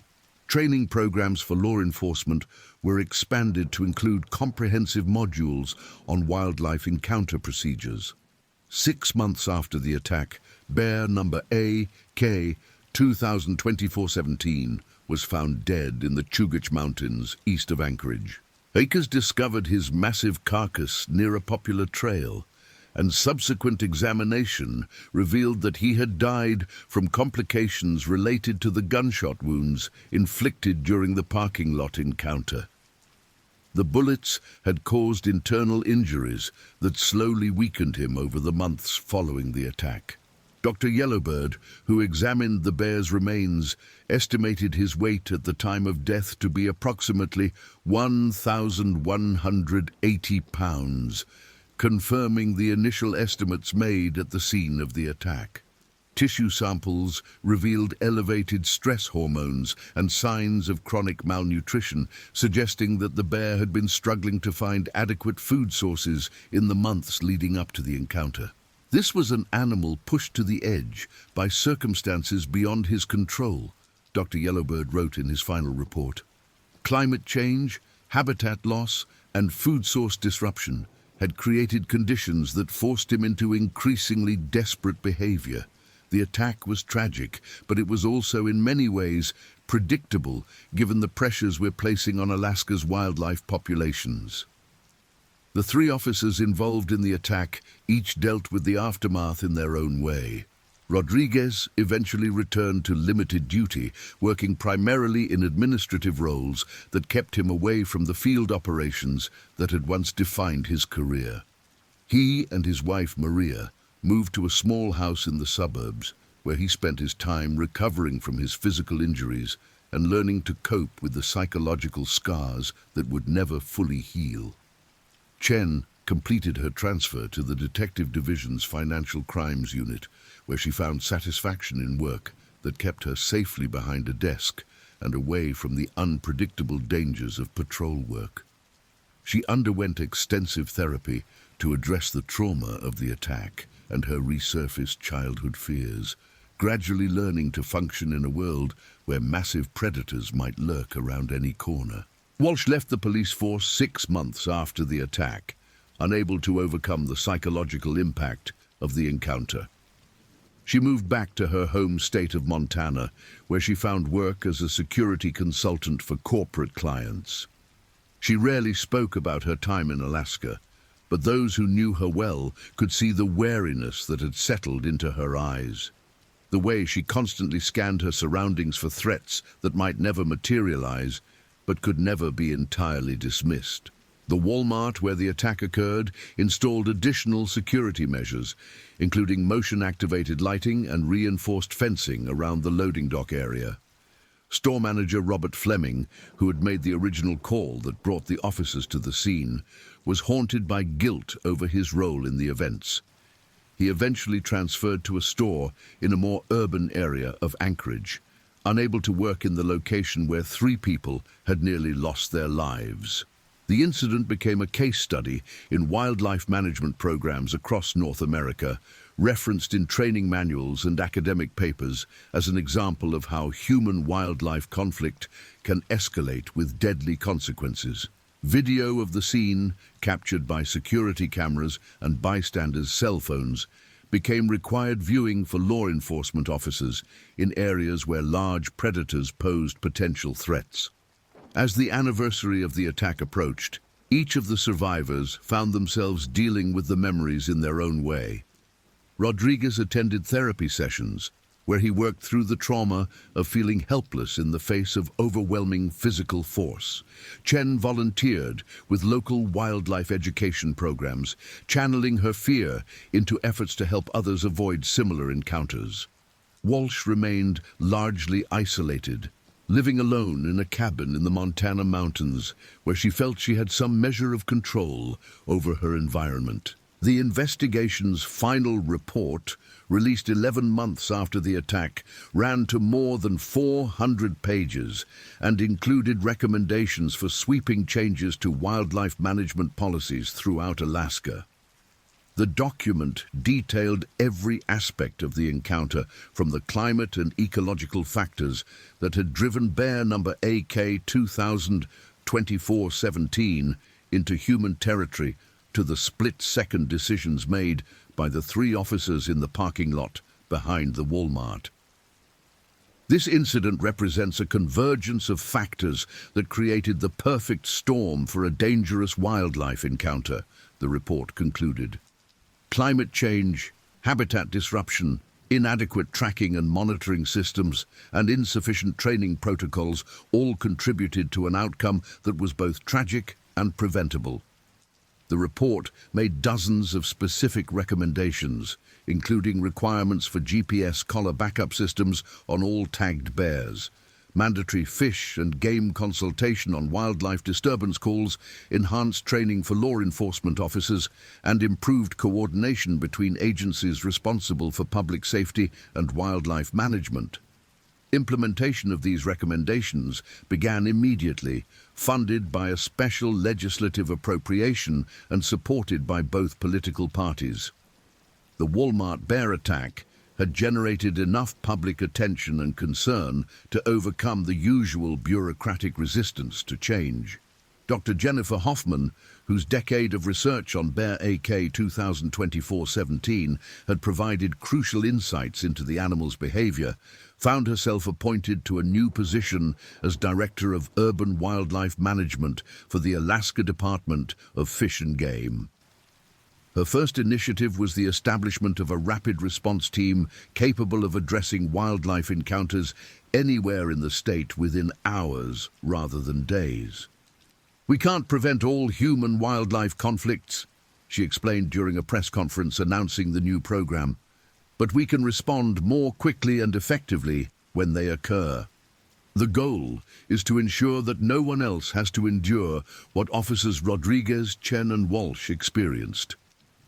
The enhanced protocols were tested for the first time just 3 months after their implementation, when a young brown bear wandered into a residential neighborhood in Fairbanks. The response was swift and coordinated. Fish and game officers arrived on scene within 30 minutes, working with local police to safely tranquilize and relocate the animal without injury to humans or bear. Meanwhile, the 3 officers continued their individual journeys of recovery and adaptation. Rodriguez, working with a team of physical therapists and counselors, gradually regained much of the mobility in his injured leg, though he walked with a permanent limp that served as a daily reminder of his encounter with Alaska's wilderness. He became an advocate for improved officer safety training, speaking at conferences and training academies about the realities of wildlife encounters. Chen found unexpected fulfillment in her work with wildlife education programs, particularly those aimed at teaching children about coexisting safely with Alaska's predator populations. Her childhood trauma, once a source of paralyzing fear, became a tool for connecting with young people who struggled with similar anxieties about the natural world. Walsh remained the most deeply affected of the 3, her isolation in Montana providing the space she needed to process the trauma, while also limiting her opportunities for healing through connection with others who understood her experience. She declined all requests for interviews and rarely communicated with her former colleagues, though those who knew her well hoped that time and distance might eventually allow her to find peace. The bear attack behind the Walmart had lasted less than 4 minutes, but its impacts rippled outward through time and space, affecting policies, procedures, and individual lives in ways that continued to unfold years later. It served as a stark reminder that Alaska remained a place where the wild and the civilized existed in uneasy proximity, where the ancient rules of predator and prey could assert themselves without warning in the most mundane of settings. For the people of Anchorage, the incident became a touchstone for conversations about living in one of America's last frontiers. Parents told their children about the importance of bear safety with new urgency. Hikers and outdoor enthusiasts approached their adventures with enhanced awareness of the risks they faced. Store managers and business owners implemented security measures designed to minimize the likelihood of wildlife encounters on their properties. The scientific community, meanwhile, intensified its efforts to understand and predict the behavior of large predators under changing environmental conditions. The data from bear number AK 2024-17's GPS collar, combined with the detailed documentation of his final encounter with humans, provided valuable insights into the factors that could transform a normally cautious wild animal into a deadly threat. Climate researchers used the incident as a case study in the broader implications of environmental change, pointing to the bear attack as an example of how shifting weather patterns and ecosystem disruption could create unexpected dangers for human populations. The warming temperatures that had driven the bear from his traditional territory were part of a larger pattern of change that was affecting wildlife behavior throughout the Arctic. As the second anniversary of the attack approached, a memorial service was held for bear number AK 2024-17, not to mourn the death of an animal that had nearly killed 3 people, but to acknowledge the complex tragedy of a creature caught between 2 worlds. The service, organized by Dr. Hoffman and attended by wildlife researchers, conservation advocates, and the 3 surviving officers, recognized both the bear's role as a victim of environmental change and the human suffering caused by his final desperate acts. Rodriguez spoke at the service, his words carefully chosen and delivered with the quiet dignity that had always characterized his approach to difficult situations. "I don't blame the bear for what happened," he said. addressing a crowd of several dozen people gathered in a community center in downtown Anchorage. He was just trying to survive in a world that was changing faster than he could adapt. We all were. Chen, who had initially planned not to attend, found herself standing at the back of the room as Rodriguez spoke. The months of therapy and volunteer work had helped her process her fear and trauma, but she still struggled with complex feelings about the animal that had nearly ended her career and changed the trajectory of her life. Walsh surprised everyone by appearing at the service, having driven down from Montana without telling anyone she was coming. She sat in the back row, saying nothing during the formal program, but lingering afterward to speak privately with her former colleagues. It was the first time the three officers had been in the same room since the day of the attack. Their conversation was brief and awkward, marked by the kind of forced normalcy that people often adopt when discussing traumatic experiences. But there was also recognition of shared experience, an understanding that bound them together in ways that outsiders could never fully comprehend. "We survived something that most people can't even imagine," Walsh said quietly as they stood in the parking lot outside the community center. "That has to count for something." Rodriguez nodded, adjusting his weight to accommodate his injured leg. "We did our jobs. We protected people. The bear, he was just doing what bears do." Chen, who had remained largely silent during the exchange, finally spoke. "I keep thinking about those few seconds when we first saw him. If we had done things differently." "Don't," Rodriguez interrupted gently. "We followed our training. We made the best decisions we could with the information we had. Nobody could have predicted what happened." The three officers parted that day with a better understanding of their shared experience and individual paths forward. They would likely never be close friends again. The trauma had changed them in ways that made easy camaraderie impossible. But they had found a measure of closure in acknowledging what they had endured together. The memorial service and the second anniversary of the attack also marked the public release of a comprehensive study on human-bear conflict in Alaska, funded by a coalition of government agencies and conservation organizations. The study, which had taken nearly 2 years to complete, analyzed every recorded bear attack in Alaska over the previous 50 years, looking for patterns and trends that might help prevent future incidents. The findings were sobering. Bear attacks were becoming more frequent and more severe, driven by a combination of factors including habitat loss, climate change, and increasing human presence in traditionally wild areas. The study projected that without significant intervention, such attacks would continue to increase over the coming decades. But the study also offered hope in the form of detailed recommendations for reducing human-bear conflict.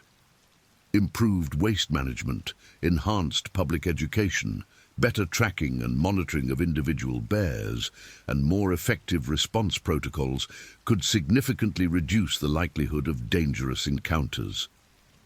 Implementation of these recommendations became a priority for wildlife management agencies throughout Alaska and other states with significant bear populations. The Walmart bear attack had provided the political momentum necessary to secure funding for comprehensive programs that might have taken decades to develop under normal circumstances. The three officers, meanwhile, continued their individual journeys of recovery and adaptation, each finding their own way to integrate the experience into their ongoing lives. Rodriguez returned to full-duty status, though he remained in administrative roles that suited his physical limitations and his changed perspective on risk. His marriage to Maria grew stronger as they worked through the challenges of his recovery together, and they began talking about starting a family. Chen earned a promotion to senior detective and found increasing satisfaction in her work on financial crimes, discovering that her experience with trauma had given her valuable insights into the psychological aspects of white-collar criminal behavior. She began teaching courses on interview techniques at the police academy, sharing her hard-won understanding of how people respond to extreme stress. Walsh remained in Montana, but began working part-time as a consultant for wilderness survival training programs. Her military experience and her intimate knowledge of predator encounters made her uniquely qualified to help others prepare for dangerous situations in remote areas. She still struggled with the psychological aftermath of the attack, but she had found ways to channel her experience into helping others stay safe. The bear himself, bear number AK2024-17, became something of a legend in Alaska wildlife management circles. His story was told in training programs, academic papers, and popular articles about the challenges of coexisting with large predators. His massive skull and hide were preserved by the Fish and Game Department as educational tools, used to help people understand the size and power of the animals that shared their environment. Dr. Hoffman, who had studied the bear for nearly a decade before his death, continued to analyze the data from his GPS collar and the circumstances of his final encounter with humans. Her research contributed to improved understanding of bear behavior and more effective strategies for managing human-wildlife conflict. Bear 17 taught us a great deal about the challenges we face in managing wildlife populations in a changing world, she wrote in the conclusion to her comprehensive study of the animal. His life and death remind us that we share this landscape with creatures that operate by rules we don't always understand, and that our responsibility is to find ways to coexist that respect both human safety and wildlife conservation. The Walmart where the attack occurred eventually reopened its loading dock area to normal operations, though new safety protocols remained in place. The store installed motion-activated cameras, improved lighting, and reinforced barriers designed to discourage wildlife from entering the area.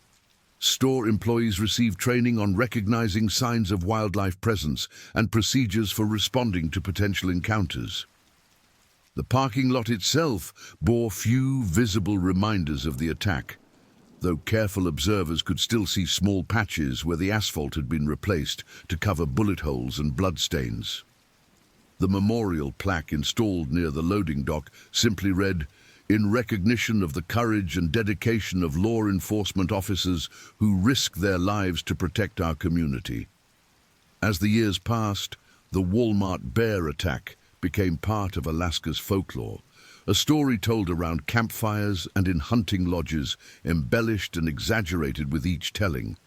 But for those who had lived through the actual experience, the memory remained sharp and immediate, a few minutes of chaos and terror that had changed everything. The three officers each carried their own version of that memory, shaped by their individual perspectives and colored by their personal journeys of recovery. Rodriguez remembered the feeling of absolute helplessness as the bear's teeth ground against his bones. Chen remembered the moment when her childhood fears became adult realities. Walsh remembered the sound of the bear's roar, a challenge issued from the deepest part of the wilderness to everything that represented human civilization. Together, their memories formed a complete picture of an encounter that had lasted less than 4 minutes, but had revealed fundamental truths about the relationship between humans and the natural world. They had faced something ancient and implacable, something that operated by rules older than civilization, and they had survived to tell the story. The story itself became a testament to the resilience of the human spirit and the courage of those who choose to serve and protect others, even in the face of unimaginable danger. It was a reminder that Alaska remained a place where the wild and the civilized existed in constant tension, where the margin between safety and catastrophe could be measured in seconds and feet. And somewhere in the vast wilderness of Alaska, other bears continued to roam, searching for food and territory, adapting to a changing world in ways that humans could only partially understand. The encounter behind the Walmart had ended, but the larger story of coexistence between predator and civilization continued to unfold, one day at a time, one encounter at a time, in the endless dance between the wild and the tame that defined life on America's last frontier.